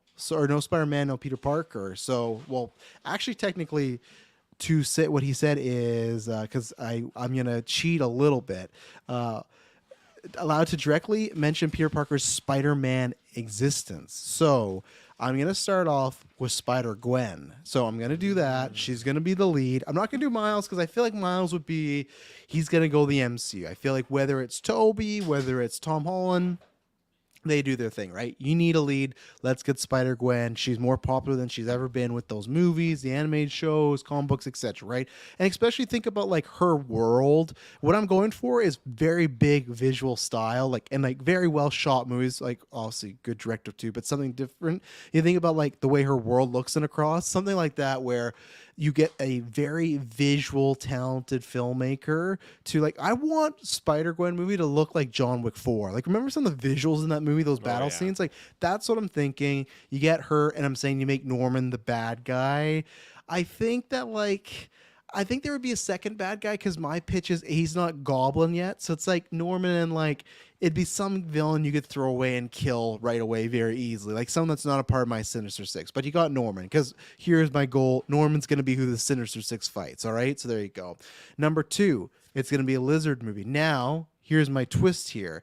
Mike said a movie that does not directly mention Peter Parker's Spider-Man existence. In Gwen's universe, Peter Parker does not become Spider-Man. He becomes Lizard. So I would say you do like a body horror type of movie, but then you could also, yeah, you know what? I'm going to take that. I guess you need multiple movies, right? I guess what you could do, because I was trying to think, like, could that be a good villain for Spider-Gwen too? But I'm just going to leave it with Peter Parker. That's the pitch. He turns into a lizard body horror movie. You get some Spider-Gwen in there. Maybe, oh, you know what? Yeah, he's not dead. I'm going to put him in the Sinister Six, so that's fine. So the lizard's going to be in the Sinister Six. So you got that. I'm going the Iron Man route, where in phase 1, if you'll remember, we got 2 Iron Man movies. You get Spider-Gwen. She's fighting Venom. You get the Venom symbiote. However you do there, great. Venom's going to be in that. Another one Sony keeps trying to make that I do think you can make a good movie about, Black Cat. Get Black Cat in there. I think that'll do well. I think you get a good actress. That's your low budget one. That's your one. You play it safe. Make it like a Deadpool one, like 40 to 60 million. Like, again, John Wick style. Great action, revenge thriller, something like that. And then you tie the end credits like Spider-Gwen talking to her or something. Number 4 here. Or did I go over? 1, 2, 3, 4, 5. I did go over, so that's my bad. So I'm going to throw Black Cat and Spider-Gwen 2 movie. But either way, if they need an extra one, there you go. I'm going to go do one that looks like it's an Elseworlds, but then it ties in. I'm going to say you make a Spider-Man 2099 movie. Because I think, imagine again what I think, do a Blade Runner type of Spider-Man movie with the visuals, different style, that puts it apart from the MCU stuff, that puts it apart from Spider-Gwen. DC hasn't done Batman Beyond, so it's like, why doesn't Marvel beat them to that? Where it's like, let's do a cyberpunk superhero movie, but the end credit is him going into Spider-Gwen's world, and that's when we get Sinister Six. And I guess my Sinister Six is like Lizard, Black Cat, Venom, and then I need 3 more. I guess, I don't know. Like the Spider-Gwen or Miguel would be in there. I think Spider-Gwen would be in there, so I'm gonna treat her as that. Maybe Spider-Man 2 or Spider-Gwen 2 ends with like she's like a villain. Like, I mean, like she's like a framed villain, you know, like they look like they're all misunderstood. So there you go. You get your 4, and then it'll be like Avengers, where there'll be a Hawkeye and Black Widow. Like, who should I have in my Sinister Six? I'm trying to think who else is in there, and they're fighting Norman. I don't know. I'll put Doc Ock in there, and I'll put Rhino. Give Rhino some love, some actual. So get the full on suit though, you know. So that's what I'm saying. Did you have a particular roster with your Sinister Six, or TBD? I'm gonna say TBD. I definitely did not have a roster set. Okay, what is your more bold slate?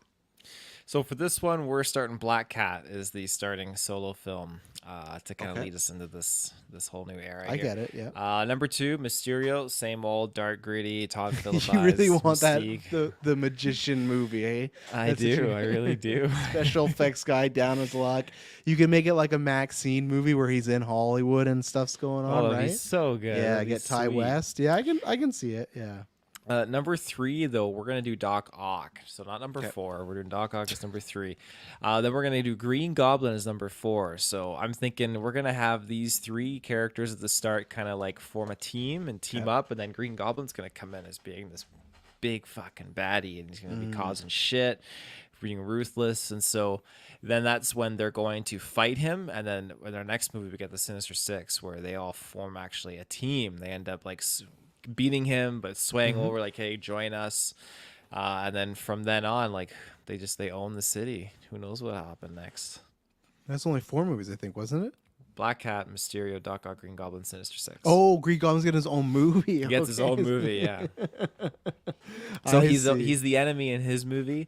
Like he Okay. gets his own movie, and then at the end it alludes to him like kind of like connecting with the others. And then Sinister Six is like them fighting, but then him like joining them at the end. Well, again, if you wanted, like, there is a way if you could keep it in frame. Is you could do a Green Goblin movie like a Dr. Jekyll, Mr. Hyde sort of thing, you know? Like the two minds, like him fighting each other, or like a Wolfman scenario, like him fighting the Green Goblin not to come out. You could do something there and then it comes out, but you know, so I like the Storm and Norman pick. Espop says sounds like a classic Sony thing for a villain line. You need one normal person with a gun and tactical gear in the team. Yeah, I would put because I had Black Cat. So I'd have, I think that kind of counts, but I guess you're right. It's not tactical, right? No, everyone says Silver Sable. That's one. I'm trying to think who's another tactical, maybe like a Silver Mane or a Tombstone or something like that. Those are some of the people I'd have. So yeah. All right, let's take our next ad break and we'll be right back with some more Marvel news. We'll be right back. And we're back. So to talk about some of the stuff we were just talking about, these things here, they announced that Spider-Man 4 is coming out 2026 July. I'm going to pull it up because we got a huge slate to talk about here with the Marvel stuff. So it's going to go Endgame, Jesus, Doomsday in May, Spider-Man in July, and then what was also announced last week, which good for him. I'm very excited. Christopher Nolan's next movie is going to be starring Matt Damon and Tom Holland. This Christopher Nolan movie is coming out a week after I think it's Spider-Man. I think I'm correct in that assessment there. I thought that was the crazy thing. I feel like one of them should move a little bit. I know people might joke about like a Barbenheimer thing or stuff like that, but yeah. So yeah, or is it the other way around? Okay, you know, yeah. So it's the Nolan film comes out first, and then the Spider-Man movie. But still, I just feel like that's a lot of promoting for Tom to do, and I just feel like you got to. But I don't think Spider-Man can move because the whole MCU thing, and you know, Nolan's not moving. He didn't move a Barbie. He's gonna say so. Yeah, how you feel about that? This Thompson. How are you just feeling too? Like, there's been rumors about the Nolan stuff. There's been rumors that it's a horror vampire film. There's also rumors that it's about some helicopter type of cops or something like that. Like, even then, what do you just think about the idea of you Christopher Nolan directing a summer movie? You got Matt Damon and Tom Holland. Obviously, huge step for Tom Holland being in something. You know, he's been some other serious stuff, but this is like a different tier. You know, Nolan's the best right now. So, what do you think about that? What do you think about those movies all being strung together too? Yeah, that's a lot to kind of pack in there. I'm not. I think they need to space it out. Whoever needs to bump should just bump because I mean you got the whole freaking year. You got 12 months to work with. Do you though? Well, there's a lot of other stuff on the slate, but Let me give you this. Let me give you this from 2026. I'm gonna give you February. Okay, February 13th. You got a Marvel Studios film, Untitled, and then you got Scream a couple weeks later. They're making a Cat in the Hat movie. Wow, another one. Yeah, they are. And then in April, you got Super Smash Bros. And you got. Okay, so April you could. Whoa. What? No, sorry. You got Super Mario Bros. Not Smash. Sorry, Smash Bros. So I'm actually going to go to May because it's not going to come out before Avengers, right? So in May, you have Avengers Doomsday and Mandalorian and Grogu. So no, those films aren't going to go back there. In June, you got Masters of the Universe, Untitled Daniels film. Those are the guys that did the Everything Everywhere All at Once. So that's their next film. You got Toy Story 5, and then you got Supergirl, Woman of Tomorrow. And then in July, you have Shrek 5, the live action Moana, and then the two movies we talked about. And then in the fall, it's Batman 2, New Teenage Ninja Turtles, Hunger Games movie, Jordan Peele movie, Untitled Walt Disney Animation Studio, which we didn't talk about yet. Jumanji 4 has been announced, and then Dune. So it's like, that's the problem. Is like you got a whole year, but you really don't because you have all these, like, I feel like even Nolan them moving it like a week to like the Moana live action. I think like I Someone would have to find a fact. S-Bubs, you're the guy in the chair right now. Find out, has anyone ever had movies come out 2 weeks apart or like a week apart from each other? 2 weeks I could even see, but that's a lot of Tom. I'm not saying it's a bad thing, but like that's a lot of Tom Holland in 2 weeks, you know? I feel like isn't J-Law had this House in the Street with Hunger Games, 2 movies? You Isn't that think within a like week of each other though? Maybe. I don't think I'll week. defer to S-Bub's expertise. Start typing away. Yeah, See if you can find us something. I mean, if you were to break it up just a little bit longer, a little bit more space in between, that would be ideal. But it's a lot of Tom Holland. I do think that if you were to slap on one of those, probably not the Spider-Man, probably the Nolan one, if it is a vampire, if it is maybe a little bit more adult, slap that onto the same week that you have a kids movie. Like live action Moana. Like a live action one. I wouldn't go Shrek. I think there's possibly I'd an attraction avoid there from for the Shrek. adults and the kids. Well, yeah, you could be right, but at the same time, like, it's hard to say because like it worked out for him and Barbie, right? Like, I didn't think Barbie and Oppenheimer were the same audience, but Barbenheimer became a thing, right? Yeah, I just feel like Shrek and his thing come a thing. Shrek and his thing. Tom's friend Timothy was in Dune, The French Dispatch, and released the same day in October 22nd, 2021. Okay, so that's true. Was he star? Like, okay, I know he's in The French Dispatch, but was he the star of that? Even then, it doesn't matter. It's still it still counts. But yeah. And then, what did you just think about Nolan being or Tom Holland being in a Nolan film? He was the star. Him and Bill Murray were the stars. So there you go. Wow. I think it's great. I think Holland. He's a great star, great actor. So throw him into this movie. It depends too, like what the actual movie is going to be. Because I think that while Holland is a great actor, I think there's a certain kind of tone or a theme that kind of fits with him. Now I've only seen him in 2 things: Uncharted and Spider-Man.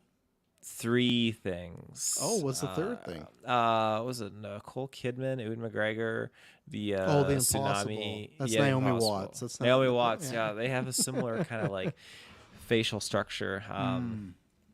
Yeah. Oh wow. Jeff Bridges, that Tron, and legit? True Grit. Okay, so we have Timothée Chalamet, who had 2 movies come out in one day, and then Jeff Bridges, Tron, and True Grit. Now, I will say, thank you, Dalton, the S-Bubs. Those are completely right. I will say this is definitely a different scale, because those movies, promotion-wise, aren't going to be the same like Tron versus True Grit or Dune versus French Dispatch.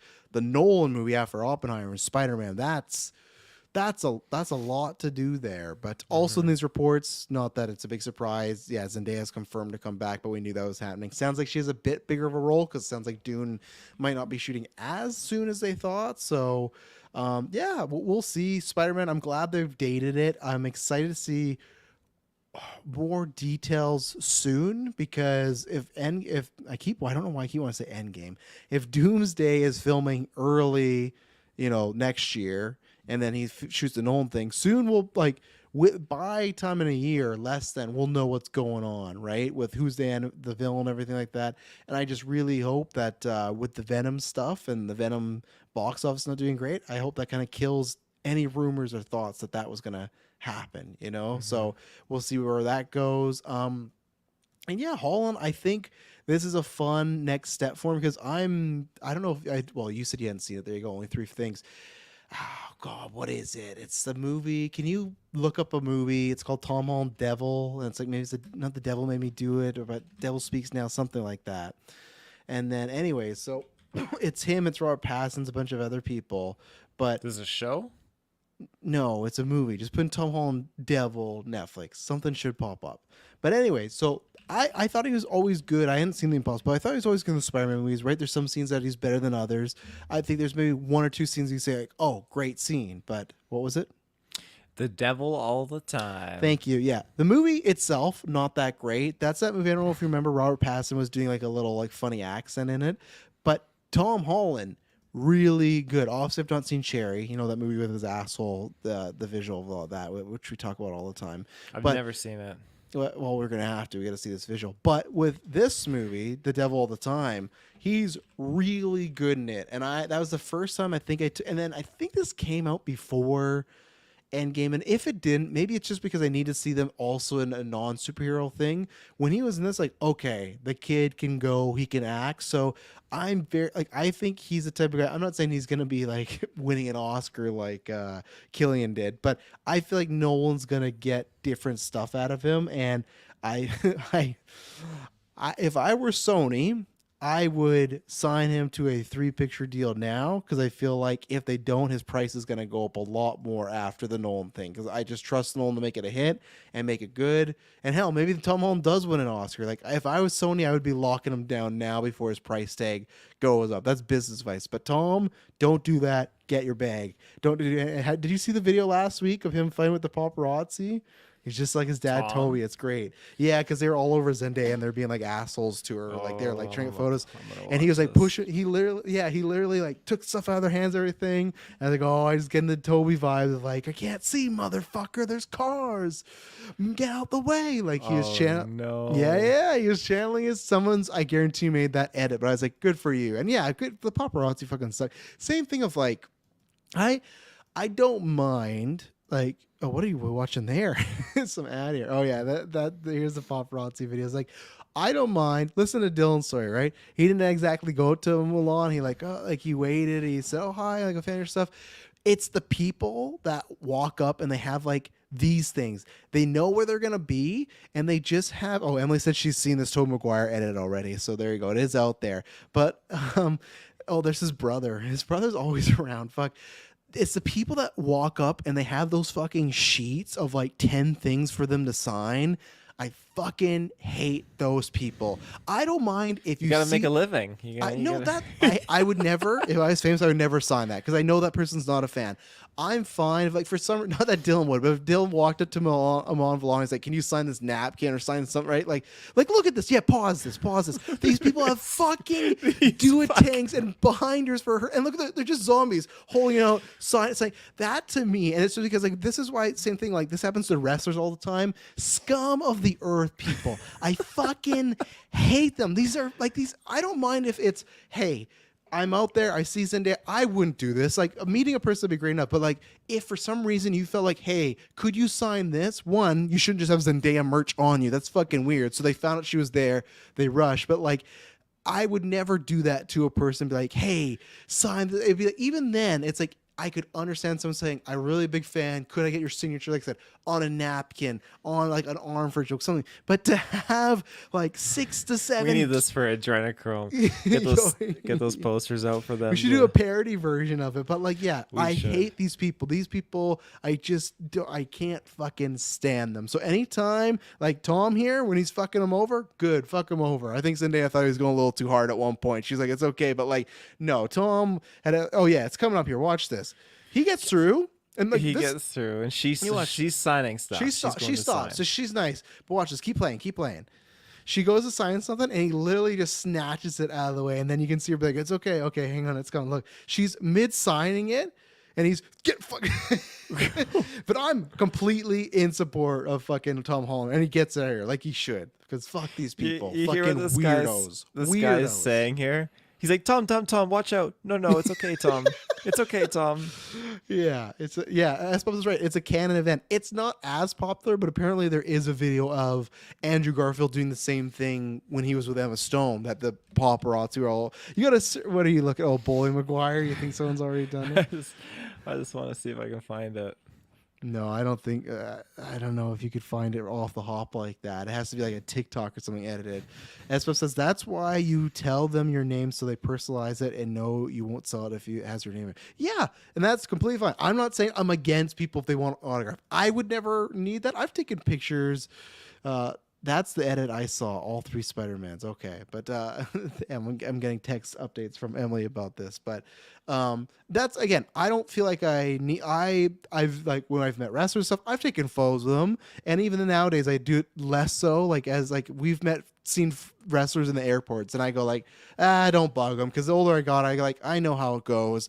But like, even at least that is like, oh, it's someone's dream to meet somebody. They got their name autographed, not fucking here, sign this picture of you, Mall. It's just weird stuff, you know. So get out of these videos. Get out I of these just want videos. to. I was supposed to You're see down the bullying. you're down the you're down the rabbit hole now watching Tobey That Maguire fucking videos. music when it clues over the space. That's good stuff. Anyways, the other thing that happened here, Holland, Nolan, great, can't wait. He's going to go to a different level. The other thing here to talk about is Blade got delayed again. I don't think we have too much to say. I suppose there's a question which I want to ask you. I think we were kind of thought this was inevitable. There's some people saying they are delaying this because it's not a multiverse story, so they're going to do multiverse stories and get to it later. There was, he was a host a couple of years ago in the trivia battle. John Roca said from his source that Mahershala Ali was apparently happy with what was going on, so whatever they pitched him was good. All I'll say is my percentages actually happening at an all-time low? Absolutely. I still want it. It's still to me perfect casting. If this doesn't happen, I asked because I said this in the GUA chat. I said it's a top 3 Marvel fumbling the bag situation. And Brent said oh, what is the top 3? And I was like, I threw out some scenarios, but I got to get back to them. But really I don't know where it would be, but for me, it's top 3 or easily number 1 of things that, not putting out a bad movie, because that things can happen like that. I'm talking about decisions or choices, announcing Mahershala Ali, never doing the film. So here's the 2 things I will take. I hope that happens, and there's rumors right after that too, that it was they're streamlining a Midnight Suns movie. They want to get that out. If there is a situation where Mahershala is Blade in Secret Wars or in Midnight Suns, that's perfectly fine with me. If it's hey, solo film, gonna be a little while, but let's get you in the fold. That I would love it in Secret Wars if they went to some realm or some like horror supernatural realm, and that's how you met Blade or something like that too. All I want, and not Eternals, because Eternals is just his voice. If the pitch is, hey, he's gonna be in the MCU, but maybe just not his solo film, that's fine with me. Of course I want the Blade solo film, but I'm fine to wait. I just hope it happens. Do I think it's gonna happen? If you were to ask me, there's part of me that just says no, because it's been so long, so many delays, but at the same time it's just do I say yes because Ollie's hung on for this long? So as of right now, I'm going to choose to be more optimistic. I'm going to say it's still going to happen. Or here's what I'm going to say. I'm going to say at least him playing Blade's still going to happen. Because maybe they go, hey, you know what? This Blade soul film, we just can't crack it, or you don't have the time. What if we do, the horror Avengers, but he's the Iron Man. He's the leader of the team. To me, that works out. That'd be great. And maybe my thought is he's in Avengers or he's in Midnight Suns, and that makes people even more excited. Oh, I can't wait to see a Mahershala Ali Blade solo film. But that right now is delayed, and the next topic we're going to talk about what replaced it, a certain Predator film. So after this, we're talking about that. But what are your thoughts on Blade? And then I also have a question from S. Bubs concerning this topic.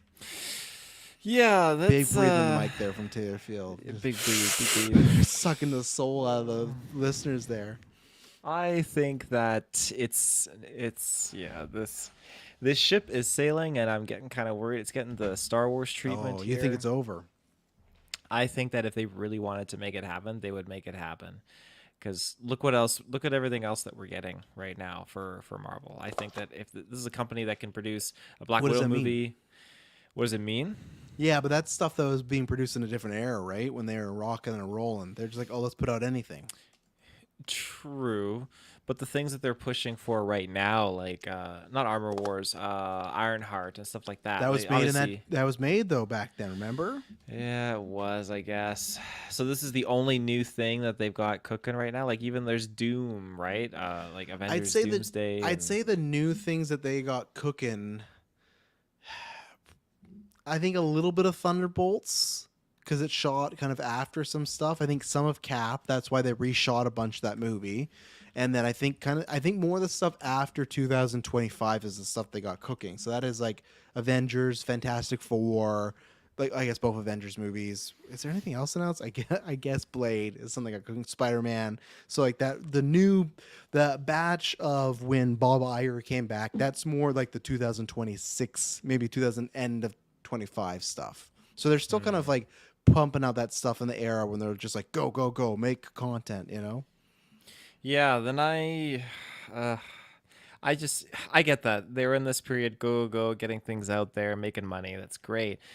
People want Blade. Like, we really, really, really do want Blade. So it shouldn't be that difficult of a thing just to kind of give to the people.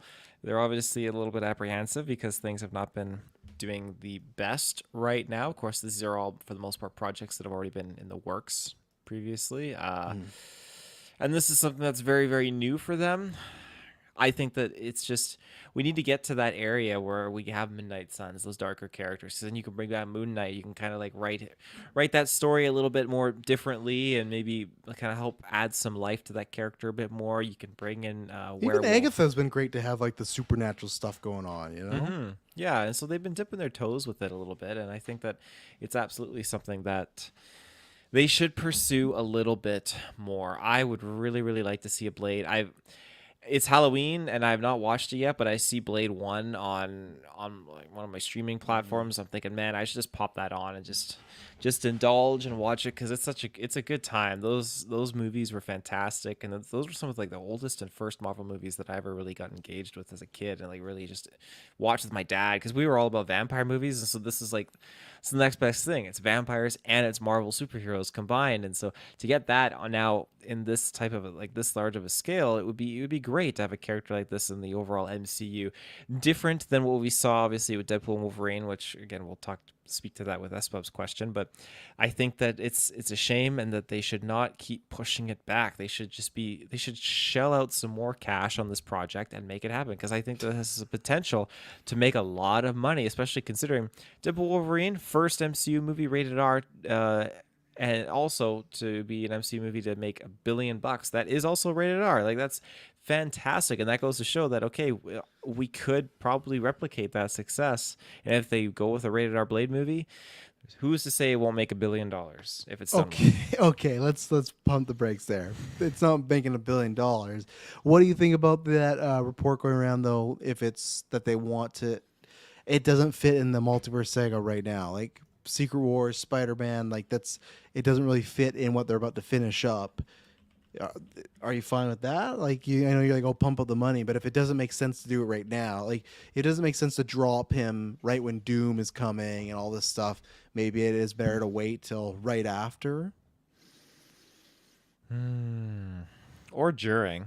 I mean, if you have a fun like little, I mean, they've already lightly tiptoed right with him with his voice. So That's his voice, and not many people saw it turn. I'm not gonna say not many, but not as many people as usual, I'd say, in the MCU. But it'd be fun if you have the Avengers set up and you just throw a Blade in there, right? yeah, that's like they don't have too many characters. We don't even know who are the Avengers. Tell me that first. I could tell you the Young Avengers. I couldn't tell you who the regular Avengers. Well, actually, I'll say Captain America. He's definitely an Avenger, right? He's rebuilding the team with Red Hulk's help. Yeah, but I get the trailers have told us that. We'll have to see. Yeah, you're right. I guess we got Cap right now. That's great. Espop says, going forward, who will appear on screen in the MCU first? A new actor cast as MCU's Blade, Mahershala Ali as Blade, and Wesley Snipes as Blade again. That's what's really tough. I don't think it's a new actor. I think if it's option 2 or 3. Because I think if Ali doesn't pan out, I think Blade might just get scrapped in general, and they'll come back to like at a later date. I also think that's like people will be, including myself. Like, I don't think there's anybody else that I want for Ali. So no matter what, I'll be bummed. I'm not saying there's no one else who could do a good job, but it'll just be like I don't know. It would be like it'd be like being in a relationship with somebody for like years, thinking they're perfect, and then told like, well, but you're gonna marry this person. Like the next day, like, oh well. But what about them? You already said I could have them. Like, well, no, plans change. You're going to marry this person. They're great. And they might be great too. But it's like, yeah, it's not Mahershala Ali's Blade. Like you already promised this to us, right? Mm-hmm. It'd be different if it's like a life situation, right? Like Chadwick, it's not.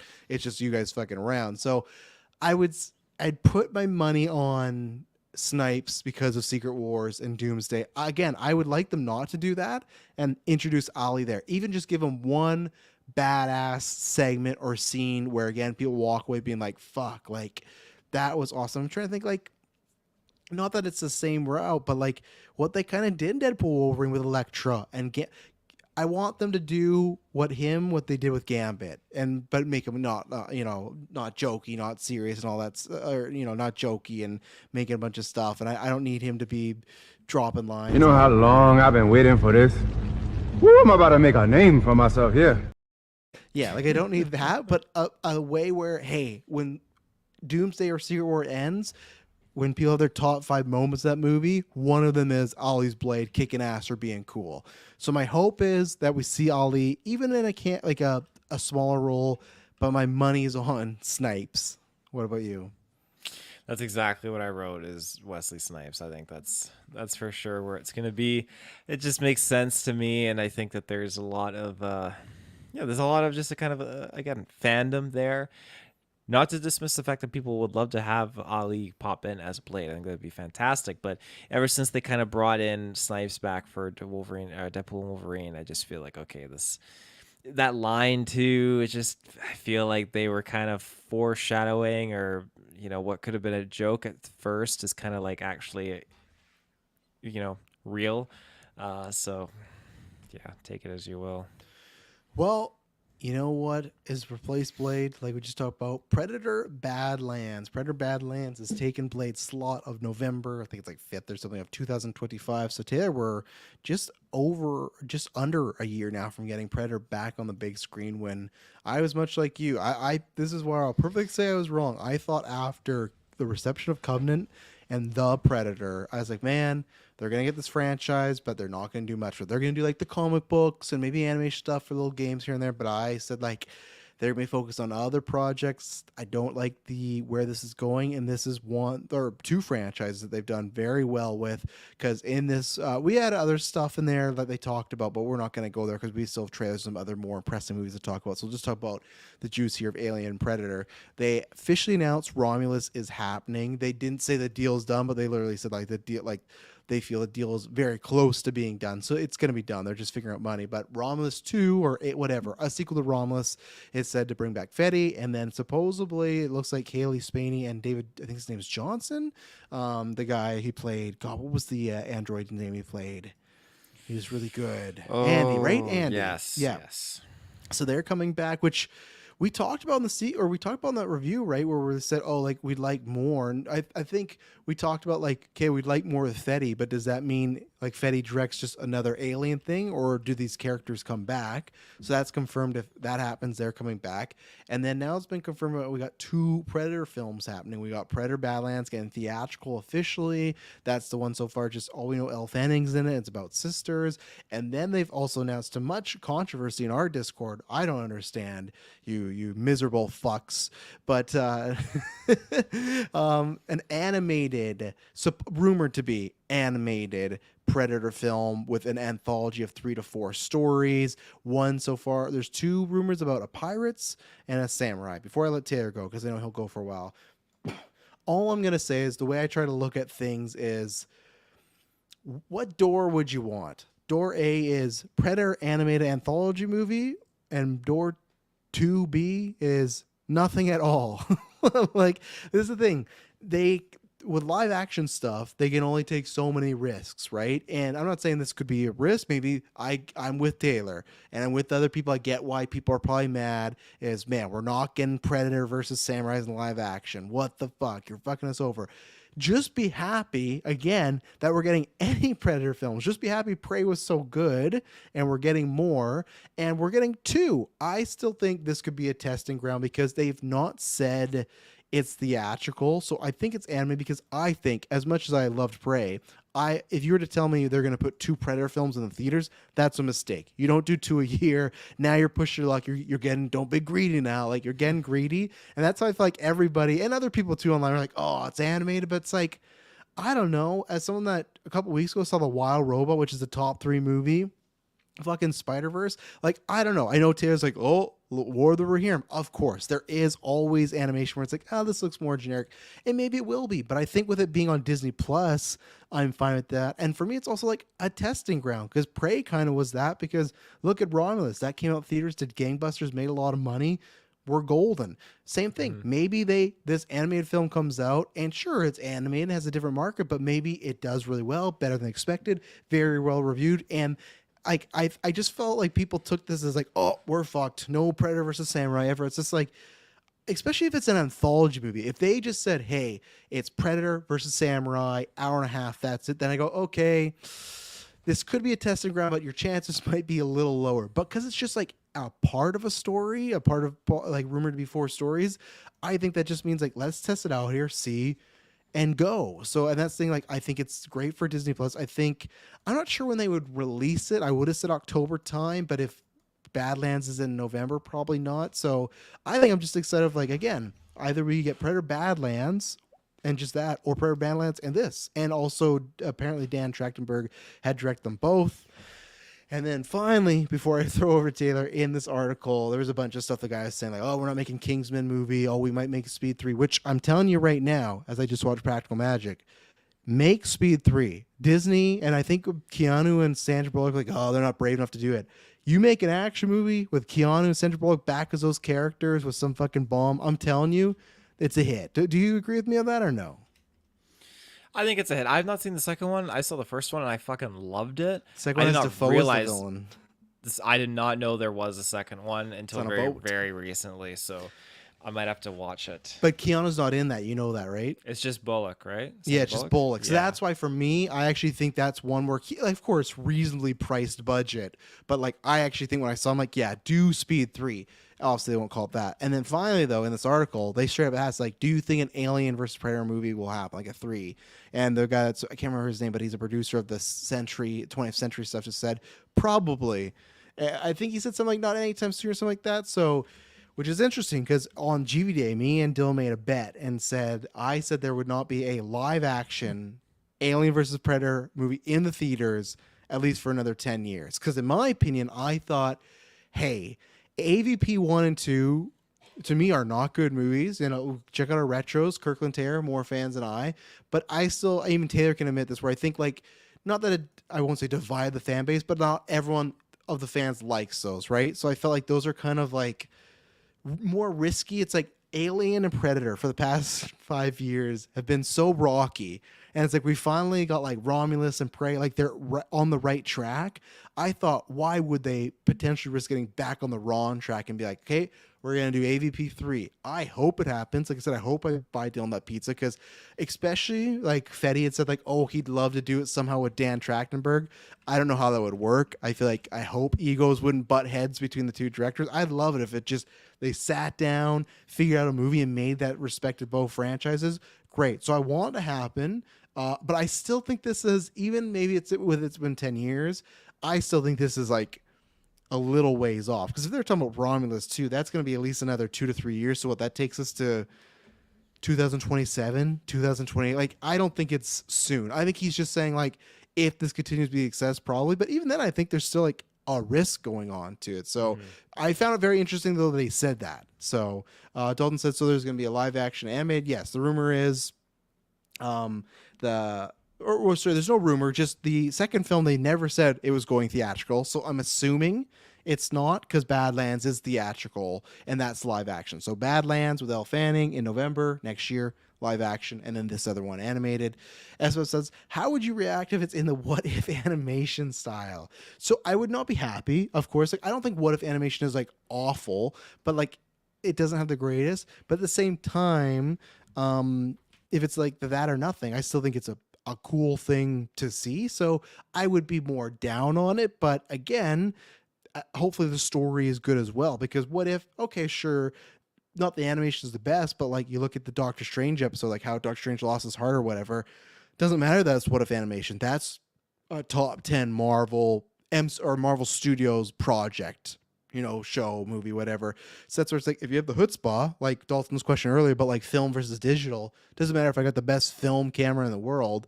If I got a shit movie, doesn't matter, right? So of course I wouldn't want that, but you know, I think it would work out. So let's see. I'm relieved I thought Badlands was animated. Nope, that's the live action one. They're still doing that. And apparently they pitched him on a Prey 2 and he had different ideas. I don't think the Prey 2 is like a closed door, but just sound like you want to do something else different. It's like, sure, let them do thing. Prey worked and Predator has so much stuff going on. But Taylor, I'm going to take an ad break, but then the floor is yours to talk about all this Alien and Predator stuff. So we'll be right back.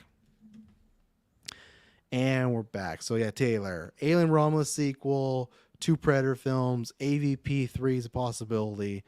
Let me know all your thoughts. Oh man, yeah, this is just I made a joke about this in our Discord because I was like, "Oh yeah, we have Disney pulling themselves back off Star Wars, now reinvesting all their resources into Predator and Aliens." But I just think that this is crazy. What a time to be alive.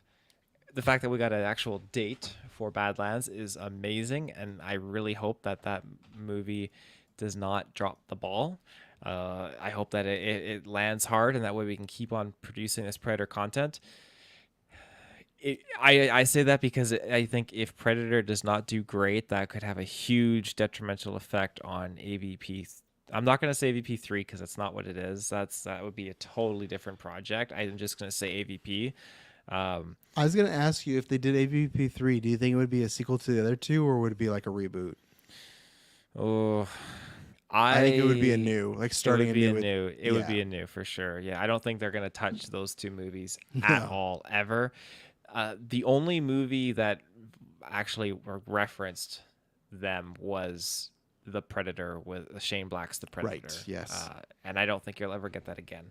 So, yeah. So here we are. We have all these projects. And at first I was confused because I thought, okay, we're getting an animated film alongside Badlands in the same year theatrically, both. And that's where I got that kind of cleared up that no, it's not. It would probably just release on streaming, which I think is great. That's fantastic. I don't think that they should do immediately a Predator film and just drop that onto in a theatrical release. That would just be way too bold. I mean, especially when War of the Rohirrim is going to just bomb in theaters. So Wow, no faith in Warhammer. no, I've heard you say that, so I'm riding your I'm writing what you I said. think it's gonna bomb. But the idea and the concept of them doing those different anthology stories in animated, that's where I do draw the line and have a problem with. People have been begging since Prey, just begging to see like a samurai square off against a Predator. And what do they say? Oh, we're doing an anthology animated one instead. You know what? It's going to look cool. I'm going to watch it, but it's not the same. That would be so sweet if we actually got that, man. I like going through Shogun, that fucking fantastic TV show. yeah. I could not imagine if you threw a Predator into that mix. Holy fuck, it would be amazing. It'd be absolutely amazing. The set piece, the time period, everything going on with a Predator would be so sick. It'd be a fucking gold mine of money. Just be oozing out of the floor, lava coins everywhere. It'd be nuts, but we're not going to get that. The other 2, you know, I don't mind that. I think there's... I'm biased because I want the samurai stuff to be live action the most, and I equate it to Assassin's Creed, where we got those side-scrolling kind of like lower, smaller scale games where it was within Russia, India, and was it China? I'm pretty sure it was China. So there was definitely some cool little like storylines and some alternate aesthetics you could explore there, but they weren't the same as the actual huge heavy hitting games that were open world and all that kind of stuff. And that's how I feel like with this. These are other smaller stories, but they should not be kept that way. They should be produced on a larger scale if done correctly. But maybe at the end of the day, it's again just coming down to Badlands, and if it can perform well. I'm just excited to have all this Predator content, though, because I really thought after the Predator that it would be forever gone and this content would be cease to exist. But here we are. They're just pumping it out. Now, when we look at Alien, I'm so happy that it has done so well, and I'm happy it's getting a sequel because I think there's a little bit more here I would like to explore, and I think, again, we talked about it. Alien Isolation 2 was announced, and that's obviously stemming from the success of Alien Romulus. And I think that, yeah, there's a lot of potential here, and we were even playing around with that concept, too. I think there's a way you could see, like, a David making a comeback here, especially because Romulus really paid tribute to all of those films, and I would not put it out of the realm of possibility to get a David somewhere, or like they find a colony or something like that. I hope it's the movies. Like, if you have my pick, it's the movies, but I would understand why they might not do that. You know, they might want to keep it somewhere else, but you never know. And it's been enough time. Romulus, they make more than a few Prometheus and Covenant references, right? So Yeah, and I mean one of the biggest themes of that movie is just pulled right out of those two films. So I think that there's a lot of potential there. And I'm just at this point with, even though I didn't like the third act of Romulus, I love the first and second and just how strong that was. I'm still very much open to this franchise and open to see what we can kind of get in the future with the second film and some of those returning characters. AVP, yeah, I think it really depends on how successful Badlands will be. I would love it so much though if we got to see those two square off again, especially if we're like, are we gonna get it like a continuation? Or are we gonna get its own standalone project? That's where I get kind of curious, because there's two. Maybe not two. There's a few different ways we can go about this. We could do it where it's in the future, where you have the predators meeting, the predator meeting up with the aliens in Romulus 2 or whatever in that future setting, or we could have the Alien Earth TV show setting where the aliens there kind of encountering the predators, in like kind of like the present day, or we have Predator Badlands kind of era.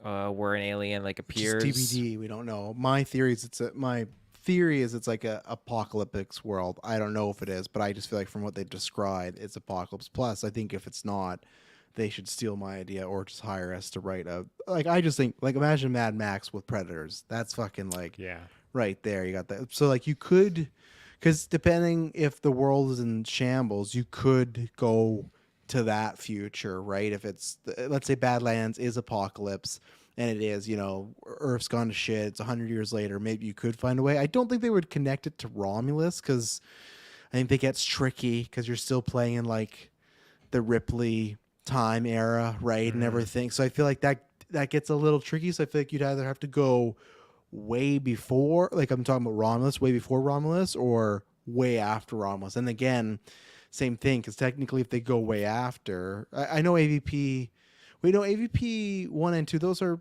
technically prequels, right, to the first Alien? They right? are, yeah. So that's where if you go way after, they've never made, like, technically Alien 4 is the last sequel, right? AVP are prequels, Covenant and Prometheus are sequels, same thing. Do they feel like, even though I don't think a Resurrection is great, but are they scared to make like a sequel to that franchise, because they've never done that? They've always played before and never gone forward. But not so much Predator. I don't. They made a sequel to Predator, and we've been there with Alien. I think there's a bit more of a prestige to it. So I just wonder if maybe that's a concern, that they don't want to make a sequel past Ridley's original work and Cameron's original work, right?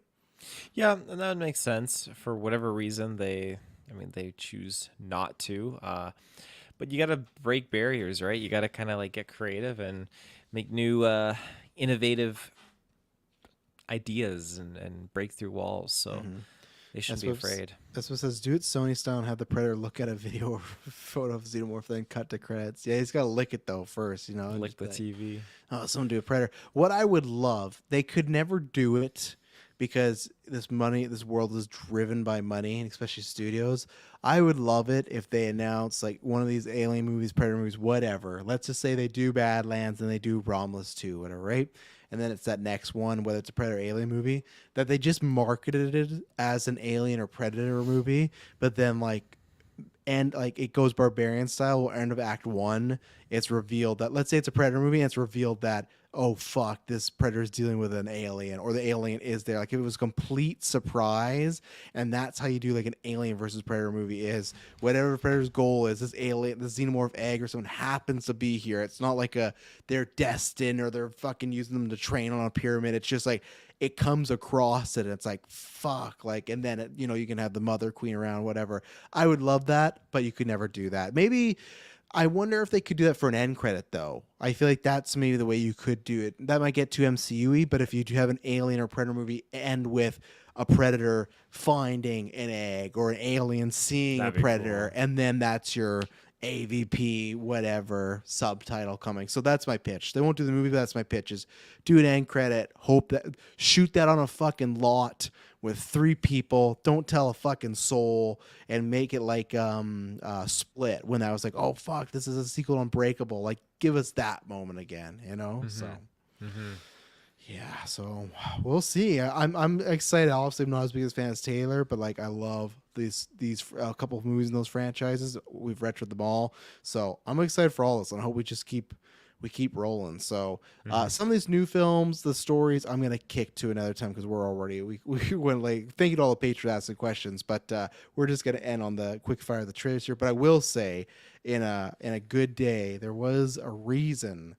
that I uploaded. What is it? Is it titties? Scary movie. I think I said this already, but we were talking about some things in Scary Movie 2 while we're filming this weekend, and he dropped this line. He's talking about this scene. He's like, I don't know what the fuck you're talking about. And I'm like, because I watched Scary Movie 1 last week. I'm like, I should watch Scary Movie 2. And I did. And it was in there, or it wasn't in there. So I was like, you're wrong. And then it was the lead scene. But like I said, we have other movies we're going to talk about. We'll kick that to the next newscast. Prince Charming, stuff like that. I can't remember what else fucking movies have been announced. There's like, the John Wick stuff. Well, yeah, we'll come back to that another time. But the biggest thing for us is a Scary Movie 6. And it's so funny. So I was watching this last night while Emily was doing some laundry beside me. And I knew last year, because that's what was the big thing with this story, that they announced the Wayne brothers, all three of them are coming back, which I'm very surprised Keenan is coming back because I thought he was kind of done doing this stuff. But they had announced 6 last year, and they confirmed with this announcement that they're coming back and this is going to come out next year and be released theatrically. So originally they had just announced that, hey, we're doing a Scary Movie 6 and it's going to go to streaming. And it's like, oh, or whatever. I don't even know if they said that, but clearly it was going to go streaming.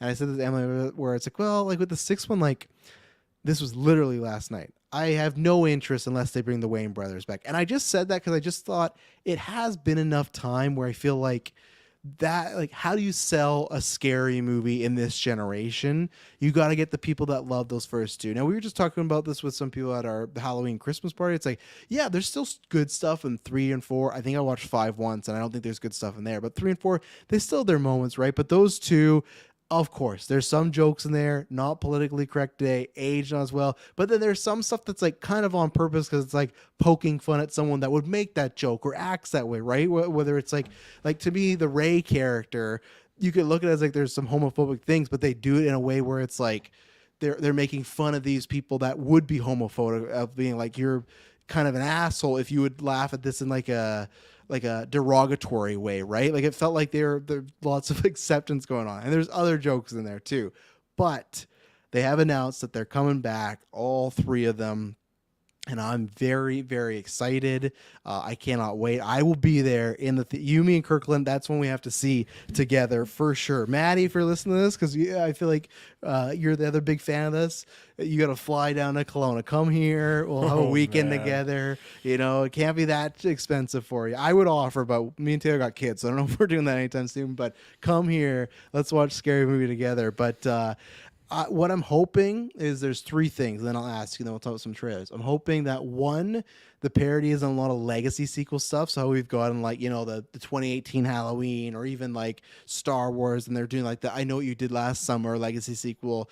They should definitely do commentary on that. And if they're doing that, to me, that means you have to get Anna Faris and Regina Hall back. I think you need it. I'm happy if, like, of course, I'm just happy. Like, I'm happy getting fucking Ray back. Like, Ray is one of my Shawn Wayne's in these movies are so fucking good. We just made that joke last week. Remember in the last cast we did about like the call prison joke? Like, we've referred to that character a lot. Like, he's so good. His comedic timing is so good. So like, if they're back, great. I won't be, beggars can't be choosers. But if I could get those 2 back, that's my second ask. And then my third, because she's already said this, and people are like, oh, Marlon Wayne's following her on Instagram.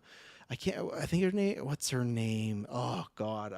Can you get me the name of the person that got fired from the Scream movies? Remember? Cause she was pro-Palestine, and she was like, well, we can't have that. Even though there's a bunch of actors that like say like, hey, Melissa Barrera. Melissa Barrera. She said she would be willing to do a scary movie. That to me is like a golden hire. If you get the woman who is leading the Scream franchise, who got fired because she just like expressed some political views that was just like, hey, don't kill people, which is so stupid. Like, that to me is like an ace in a hole. Like there's so much fun stuff they could do, literally getting someone from the Scream franchise to do that. So those are my 3 wants there, but I'm just excited the Wayne brothers are back. And I think with the humor they have, I'm probably overhyping it. We're going to watch, won't be as funny, but my hope is that they can pull it off. Cause I've watched some of the stuff that they've done recently and some stuff like it's like hit or miss, but I'm hoping the 3 of them together. Cause I think Keenan is the key. Cause I know, Marlon, he did like that haunted house spoof one, and that wasn't as good. Like to me, you need Keenan. He's the director, and I think all of them are creative mind, but I feel like there's somebody he can just like streamline the brothers together. So what were you surprised by this? That all the Waynes are coming back for Scary Movie 6? Surprised about that, but at the same time, it's funny because it was a week and a half ago where I was going through my social media and on Facebook. Oddly enough, Scary Movie, the official Scary Movie page, updated their profile picture. I was like, that's kind of weird. And it was just them putting like the original Scary Movie poster as their profile picture. I was like, okay, weird. But I didn't think anything of it. Then I started seeing all these reels popping up, including the one with the titties one. Titties. So I'm not totally shocked. I'm just super excited. I am shocked that the Wayans brothers are a go for this, and I think that you need to get some of those those former OG Scary Movie peeps back into this. And I think there's so many horror movies now, like you could really play off of it well. But I think you gotta keep it kind of like Hereditary, precise. though? Hereditary, like there's not everyone's seen Hereditary. You got to go for something like not the same old big ones from before, but I think you need to go for ones that people GA is at least familiar with, that you can really parody. Because if you do those low key ones, a lot of people it's going to go over their head and not going to enjoy it. You got to do I think you got to do a couple, and maybe people might disagree with me, but I think out of the 10 years, like Hereditary, I think has gone more popular. You got to do one of those low key, like artsy, like horror films. I think Hereditary, especially with like what happens to the kid and like, I just feel like there's some stuff they could do there. I don't know. I'm gonna look at let's see, top grossing animated horror movies. Let's see what has been the past 10 years. List of highest grossing all-time horror movies. Okay, so I'm gonna find one specifically. What are we? We're in 2024. So I'm gonna find ones in the last 10 years. So that's crazy. It goes It, Jaws, then It Chapter 2. Even though It Chapter 2 was 300 or like $200 million less than the first one, still biggest. But okay, so in the past, Jesus, Romulus is in the top 10. Okay, wow. So here, this is a crime. The Nun is more profitable than The Conjuring. You fucking kidding me? Oh no. Oh God, even got some Resident. Okay, so here we go. I'm gonna get 10 that are from 2014 to 2024 to now. So I'll just count both of them together. So you got The Nun, got Alien Romulus, you got A Quiet Place. So you could do some fun things with that. You got The Conjuring. You have Resident Evil Final Chapter. Again, you got Conjuring, Annabelle. I'm not going to count those because those are all together. Five Nights at Freddy's, which you could do some stuff. Split. You could. I would love to see Shawn Wayans do something with Split. I don't know if he would, but you got Split. You got The Nun 2. The fact that The Nun 2 is the 18th biggest horror movie of the time is fucking criminal. You got Us. Oh, and then Halloween 2018, Get Out. Us and Get Out. Man. Get Out, they have to do. Like, I wonder, like, imagine Marlon and Shawn Wayans doing so. Like, I think, you know how, because each movie parodies a lot of things, but all of them, they usually pick like one movie to be in the main track, and then like how like Scary Movie is like it's Scream, but then you have like a little bit of, I Know What You Did Last Summer and this and that. I think, to me, that is the play. I think I'm trying to think. When did Scary Movie come out versus Scream? Maybe it's not old. Let's see. Scary Movie is 2000. And the original Scream, I think, is like 97, right? Scream Movie is 96. So there's 4 years. So it's probably two whatever. But I think they should at least do a segment of Marlon or Shawn Wayans in a Get Out scenario. Remember the one guy, Lakeith Stanfield, when he's the guy that's been taken over and he has the straw hat and he's like the really like timid guy and the camera goes off and everything. Like I think Get Out Get Out with one of them, like I said, maybe just as a segment would be good, but so yeah, you're looking at and the other ones for sure is like all the Conjuring universe movies for sure. Those are prime stuff. Like something with the clap game, like you get Ray all over that for some reason, you know? So like those are prime ones. You're looking at you're looking at the Annabelle Conjuring stuff, and then you got other ones like Split.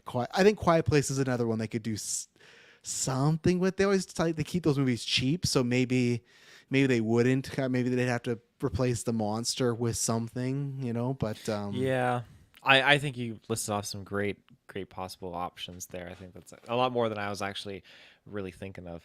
But I do think that the biggest thing will be the jokes, and that even like the third and fourth one, it feels pretty toned down compared to that first and second one.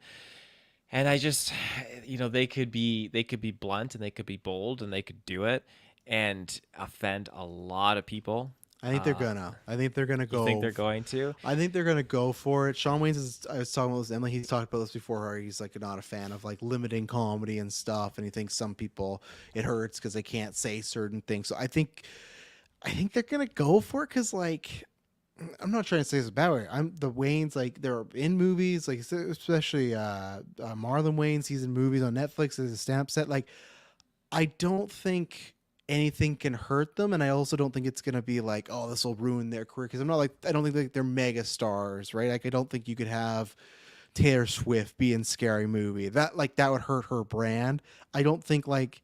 This is gonna hurt their brand. Like I don't think they'd have like a big brand or something. If anything, it like helps their brand a little. So I think they're gonna go. I think they're gonna go hard on it. I don't know how hard, and I think they also you gotta be careful, right? Because there's like that's always the debate, right? Of there is well thought out jokes, but then there's also just punching down where someone says, "Oh, well, I'm joking," but it's like, okay, well, no, you're just making fun of the person. You have to find the line, like the same way. Like it's a tough subject, but the same way with like how Ray was doing that with the gays like stuff and the gay storyline. Are they going to do type of stuff about that with people being trans? And that's where it's like it would be fitting for the times, right? But you just have to make the joke smart and still like clever and funny enough, but not in a way where it just makes like a person watching it feel like a piece of shit, right? Like you have to find the happy medium, and I think they're going to try. But yeah, the question is. Do they pull it off? You know, like because it could just be. And even then, though, not even punch it down. Like we've been here before. This movie could just not be funny. How many legacy comedies have we gone? They just suck, right? You, me, and Kirkland could be sitting in that theater and not laughing at all, and that's be a sad fucking day if that happens. And it could happen. Pretty bad, yeah. Because this is like what 24 years later, you know. Yeah, it's been a good minute. That would be horrible if we watched the movie and there's just no periods of laughter happening in that theater. That'd be really, really sad. Anchorman, Zoolander 2, like there's all these other ones, you know, like it can happen. It can. I do, and this is gonna sound bad. I do hope they go dark and they go bold and they go blunt with it. I think that there is laughter and there is comedy and in some of this stuff. And I do totally agree with you though. You don't want to just be throwing shade and punching them this type of stuff down, this humor, these jokes down into the ground again, because that's not fun. That's just, you're just bullying at that point. But if you write it well and you do have that comedic twist to it, then yeah, by all means, let's do it. Like in some of that stuff, you do feel like I know. You feel bad laughing at some of that stuff, but they try because even in those movies, I'd say there's some jokes that are like, oof, like that's like almost any movie though, right? There's other movies that are just serious that have aged now. We go, hey, you wouldn't do that now. So I think that's where I hope they're kind of smart enough, like, okay, make the jokes more updated for today, but also like you can push the envelope, but you just got to know where the envelope is because it's just everybody. Like even they just like. Like there's just certain things that people say in those movies where I go, okay, you wouldn't say it that exact way now, you know. So, but that's just life, you know. So yeah, I think like your favorite scene in all the scary movies, like stuff like that, is well done because it's so accurate and that's such an well-aged joke. Like my favorite scene in all scary movies is like. It's Sydney and her friends are walking to school, and the homeless man walks up and he's like, "Can I have $1?" And then Buff's like, "Get away from me, you bum!" And then Sydney's like, "No, no, no, don't worry. Like, here you go," and takes a sandwich. But like, "Here you go, a nice sandwich." And she starts to walk away, and the homeless guy goes, "I said $1, bitch!" And he throws the sandwich at her because that's just like it's a good setup. Like the guy asked for $1, he didn't want a sandwich, you give him a sandwich. Done. Like it's like and like he gets his kind of comeuppance. They say "you" to the homeless guy, and he throws a sandwich back, and like that's like it's like a perfect like coded scene in a way. But I think Dalton's right. The Pennywise sewer scene's probably a must to do there, especially they've had some clown action before. So okay, let's take our final ad break, and then we're gonna talk about some trailers. Quick fire, and we'll be right back. All right, we are back. So, Taylor, I'm going to hit you with this. We got Love Hurts, the key Quan action movie. We got Queer, which I don't know how much you have to say about that, but I have stuff to say about that because it's a film on my track. We have Creature Commandos, which came out like weeks ago, but we never did a newscast. We have Goosebumps, The Vanishing. We have Strangers Chapter 2. We got Werewolves. We got Electric State. And then for Clay, we threw in The Order. And, you know, not much of an ask for Taylor because Jude Law is in the movie in a starring role. So easy to watch for Taylor. But, yeah, let me know what you thought about some of these trailers. Yeah, so the first one I'm going to talk about is Creature Commandos. I was actually quite surprised. Like I didn't have an overly huge amount of excitement really going into this. I don't know. I didn't know what to expect, but after watching through it, I thought, you know what, this is a lot of fun. We got the brief little backstory, as minor as it was, on our characters, and I was digging the animation, and it just felt like, okay, there's some sustenance here, and it looks like it's gonna have some kind of fun James Gunnisms added to it too. So I was definitely getting on board with that, and I'm excited for it. It's coming out next month, so it's gonna be really, really quick. What is? Well, no, December, December. right? Yeah. So Like, we're oh. technically November almost. So Yeah, that's true, what I meant. true. Yeah. And then what was the other one? I wanted to talk about. I did not watch all these trailers. I'm just going to be upfront with you about that Oh, man. it went over my head. Did you watch what The was Order other that Clay one? Yeah. requested? The Order has been watched. Fuck, what were the other ones here? You got Queer, you got Creature Commandos, you got Love Hurts, Goosebumps, Strangers 2. Vanishing, That's the one. Strangers That's 2. the one. Yeah. So Strangers 2. It seems like it's going to be going right in that hospital, picking up right where we left off, which is good. So it makes me think, okay, because the first one ended with the guy in the bed, right? Wasn't she like she rolled over and Sackhead was like in the bed with her? So that's accurate. That's officially actually happened. So No, or it could be a dream. We don't know that because Could be a she's not dream. attacked in the hospital, seemingly. So yeah, that's right. No, I'm curiously looking forward to it, and I think that we still have a part 3 after this, right? supposedly, yeah. So I'm just thinking like it's gonna be interesting to see where this ends off because I feel like, do you think that was that car scene? Do you think that was like a, what do you call it, a red herring? Is it not really the characters from that were wearing the mask? Is she imagining it? It's tough. It could be a fucking dream sequence. I think she's just imagining it. Now, I thought I'd have to rewatch it, but I don't think I will. I thought by the end of the review, we kind of figured out who the killers were. We're like, oh, it has to be these people, just because like we did like the elimination of who it could be and whatnot.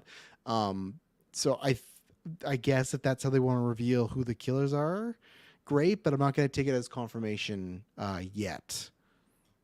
Okay. Until that, Yeah, that makes sense. until we see it. Yeah. I'm at the end of the day, like I am down to get a little bit of a hospital action sequence here, just escaping. It gave me Halloween 2 vibes, the original Yes. Halloween 2, which I like that one a lot. I think it's a lot of fun being in the hospital setting. So Is that I'm your down. canon ending? Is that yours?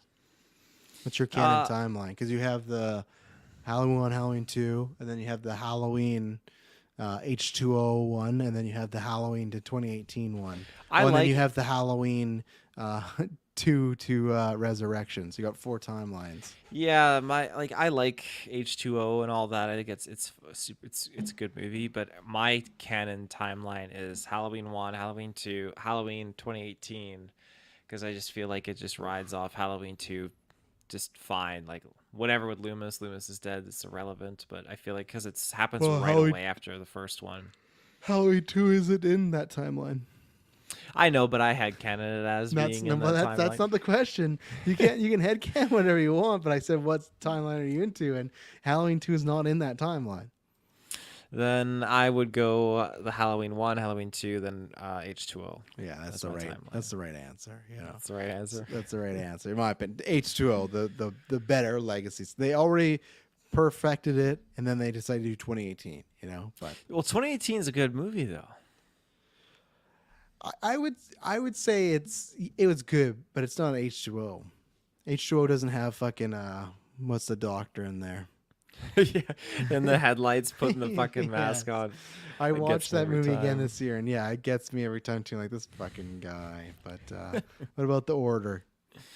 Yeah, so we're dealing with like terrorist groups here in this, and Yeah, hate groups too. hate more groups. exact, Yeah. Jude Law looking fine as ever. I've been on a major Guy Ritchie Sherlock Holmes kick. I haven't watched the 2 movies yet, but I've been listening to the score hard. Oh, major kick. I haven't watched any of the 2 movies, but major kick. Major kick. Yeah, I've just been listening to the music like crazy, and I'm leading up into to the point where I'm gonna pop those movies on and watch them because I love Jude Law in those 2 films so very much. Anything that he's in, I love whatever role he's playing. It's fantastic. Yeah, Even in Captain Marvel, yeah, I still love him in that movie too. But yeah, this looks fun. It looks awesome. Like the music too in the trailer was it was like impactful, heavy, like crazy. So yeah, it seems like it has it caught me off guard with Holt in there. And then the other guy, He's, again, we talked about. I can't remember. He's in Nosferatu, Juror number 2, and then Superman, and then this. Holt's had a busy couple years, man. He's working. he is working. There's the other guy who is in this too. I can't remember his name.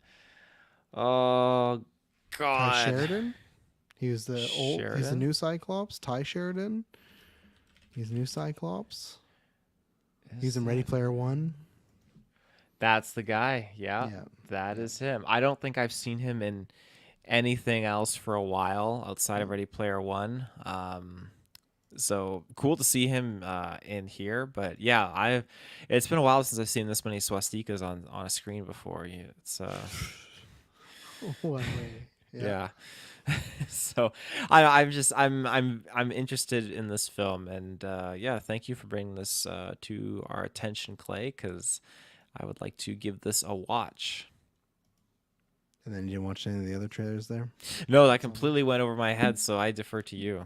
You're fine. We 2.5 hours. So yeah, no, let's see the order. I actually was surprised by this trailer. I am liking it more than I thought I would. So I don't know why there's just so many movies, and maybe it was just the storyline of just like, okay, I've been here before. Not that it's not an important story, but it's like, I need to be sold. And like, I like Jude Law a lot, and I like Nicole a lot, and other actors there, but they're not any of them that are my top tier list where it's like I have to watch. But this trailer did put on my radar, so I'll wait. Obviously they saw some good reviews there, so I will wait till a few more people talk about it, but I think it will be watched within the next 6 months. I wouldn't near the end of the year, because some of these smaller films, it's tough. I'm just even hoping we get a Nora in a couple weeks, so it's tougher there.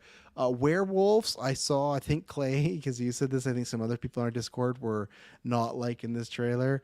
I fucking loved this trailer. It's so weird because I'm starting to finish the Purge movies, which I'm still haven't even finished number 2.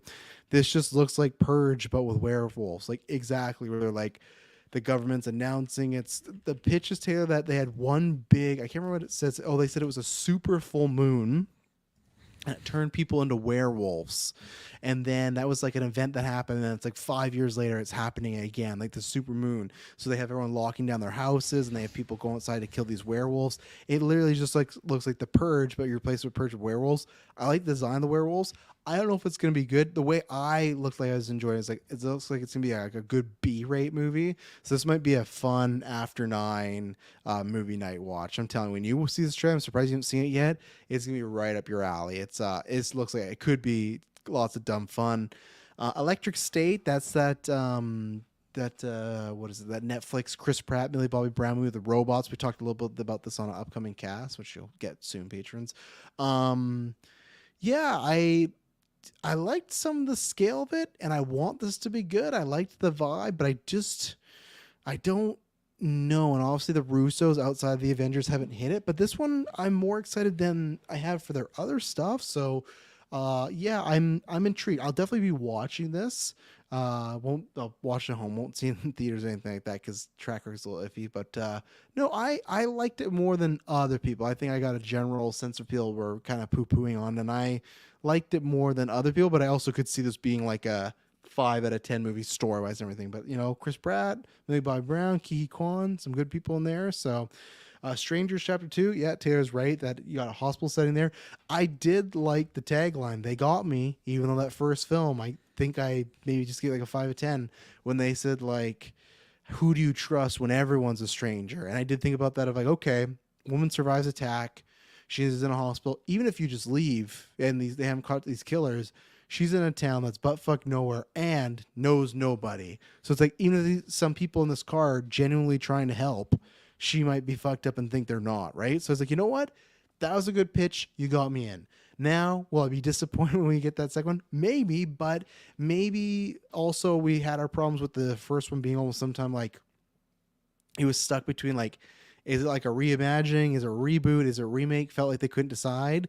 I think I did say in that review, I think we all agreed on it, that now, hopefully with part 2, as long as they don't do Prey on Night, they can kind of do something a bit more unique and original when they're out of that, okay, we got to redo the first one, right? So that's my hope here, that they're on their own. Yeah, the hospital setting, can be a good setting. So I'm intrigued. I think it said I can't remember the date. Is just next year? It doesn't have like a release date yet, just a year date. So we'll see. But the first one made enough money. I think the first one's budget's like a 10 million or something, and made like 40, 50. So it's like, it's a cheap movie, so it can make money.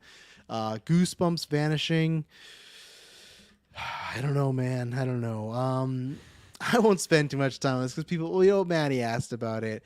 I'm not going to judge it too harshly because I thought what they're doing with that last show, granted, I still think this is the bad idea. I think the idea is there's 2 ways. Either one, hopefully in 5 years, we build up some cred and they take a pitch. Sony takes a pitch and will let me just make rated R version of Goosebumps.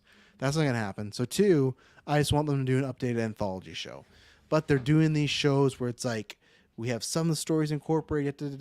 I thought that last season was going to be a terrible idea. I actually ended up enjoying it. It trailed off, didn't go as good, but they kind of did some anthology-isms, and I liked how they incorporated some of the stories. It was better than I thought, and it was actually more mature than I thought. So I'm not going to judge this one. I also don't think this looks like awful, but it doesn't look good. So I'm going to wait to base on that. And then Creature Commandos, I'm the same as you, where I... that last teaser, we got like a minute teaser or something, I just wasn't that excited, and there was something about it here. Now, granted, this looks like it's just Suicide Squad James Gunn making another Suicide Squad. They're all in prison, Amanda Waller gives a speech. It just feels like, okay, because the first movie, the first movie, lots of people hated. The second movie didn't do that well. We can't do a third Suicide Squad, so what do we want to do? Well, Creature Commandos. But the style, I think they said this at the New York Comic Con, that they're going to have multiple episodes that's just about one character and their whole origin. I like the dynamic. So yeah, this sold me more than I thought I was in. I was like, okay, bummed to be missing the first DCU project while I'm away, but I was like, okay, whatever. Now it's like, oh no, I am more bummed to be missing this because it looks like this has some potential. So Love Hurts, that looks lots of fun. Ki Kwan, perfect. We talk a bit more about that on the movie preview coming up next year, possibly. Yeah, and then but I think that's just, he's the perfect guy to play like the innocent person that used to have a past. And Ki Kwan, I love that he's in all this stuff. And then Queer, I can't fucking wait. That trailer cover, this is the same guy that did Challengers, the same guy that did Bones and all, and Call Me By Your Name. I love his stuff. I love most of his stuff. And even if I don't love it, I appreciate it, because Call Me By Your Name, I think, is a super overrated film, but very great filmmaker. Loved the All Apologies cover. But yeah, I was really digging this idea of, it looks like a older man who hasn't like come out or isn't in tune with sexuality, so he's trying to find out. And it's like Daniel Craig kind of playing a bit more of like a goofier role, like more like lighthearted. And I honestly think between like Knives Out and this, and even Lucky Logan, like I think after Bond, he's like done with like the straight man, like tough guy. Like I don't think he wants to do that anymore. So this looked like really good. I can't wait to see what he's cooking up. And yeah, we got a lot of good movies or interesting movies or projects coming up that even if I don't think they look great, I want to see how they go. So yeah. Anything else, Taylor, on this newscast? Oh, I mean, I quickly just powered through that Werewolves trailer, and yeah, the Werewolves look really freaking good. And I'm telling you, I said it before, this is the age, the comeback. Werewolves and vampires are making a surge right now, resurging, especially if Nolan's doing that vampires. I mean, this is it. We're getting it. This is full circle. The only thing though, again, just like Nosferatu, this fucking Werewolves movie's coming out in December. Why? That's not a Christmas. I get what they're doing. Craven, Nosferatu's more because that's awards season, so I think they're trying to hope for that. So fine, but I still think it's a bad idea. But Craven's Werewolves, I think their idea is like, well, we want to counter program, so all those families that go see something, the people that want something adult, they have something. But it's like I don't know. Now, granted, we talk about Scream. The first two Screams came in December, but again, I just don't know. Like, I feel like those people stay home. I don't know. Like the people that want to see the horror movies, like I'll stay home for Christmas. Like they're alone. I don't know if they're going to the theaters. And you know, this will be a good cause. We'll come back to it when we do our movie draft for next year because we'll look at Werewolves and Nosferatu and see what they did in the winter. Because I just, even myself, like I love horror movies, but like I'm not. Oh, I'm in the mood for killing werewolves right now. It's like no, you missed. October was your time, you know, like that was the time. If not, wait till January, February, something else. But December, it's like, nah, I'll go see the Christmas movies or stay at home. But yeah, that was it. Thank goodness it was just us two. This would have been a 4-hour cast if we had everybody on these topics. But yeah, lots of topics. Good we talked about this because next few weeks we got some reviews and obviously Extra Life. So yeah, until the next time, it'll not be boring.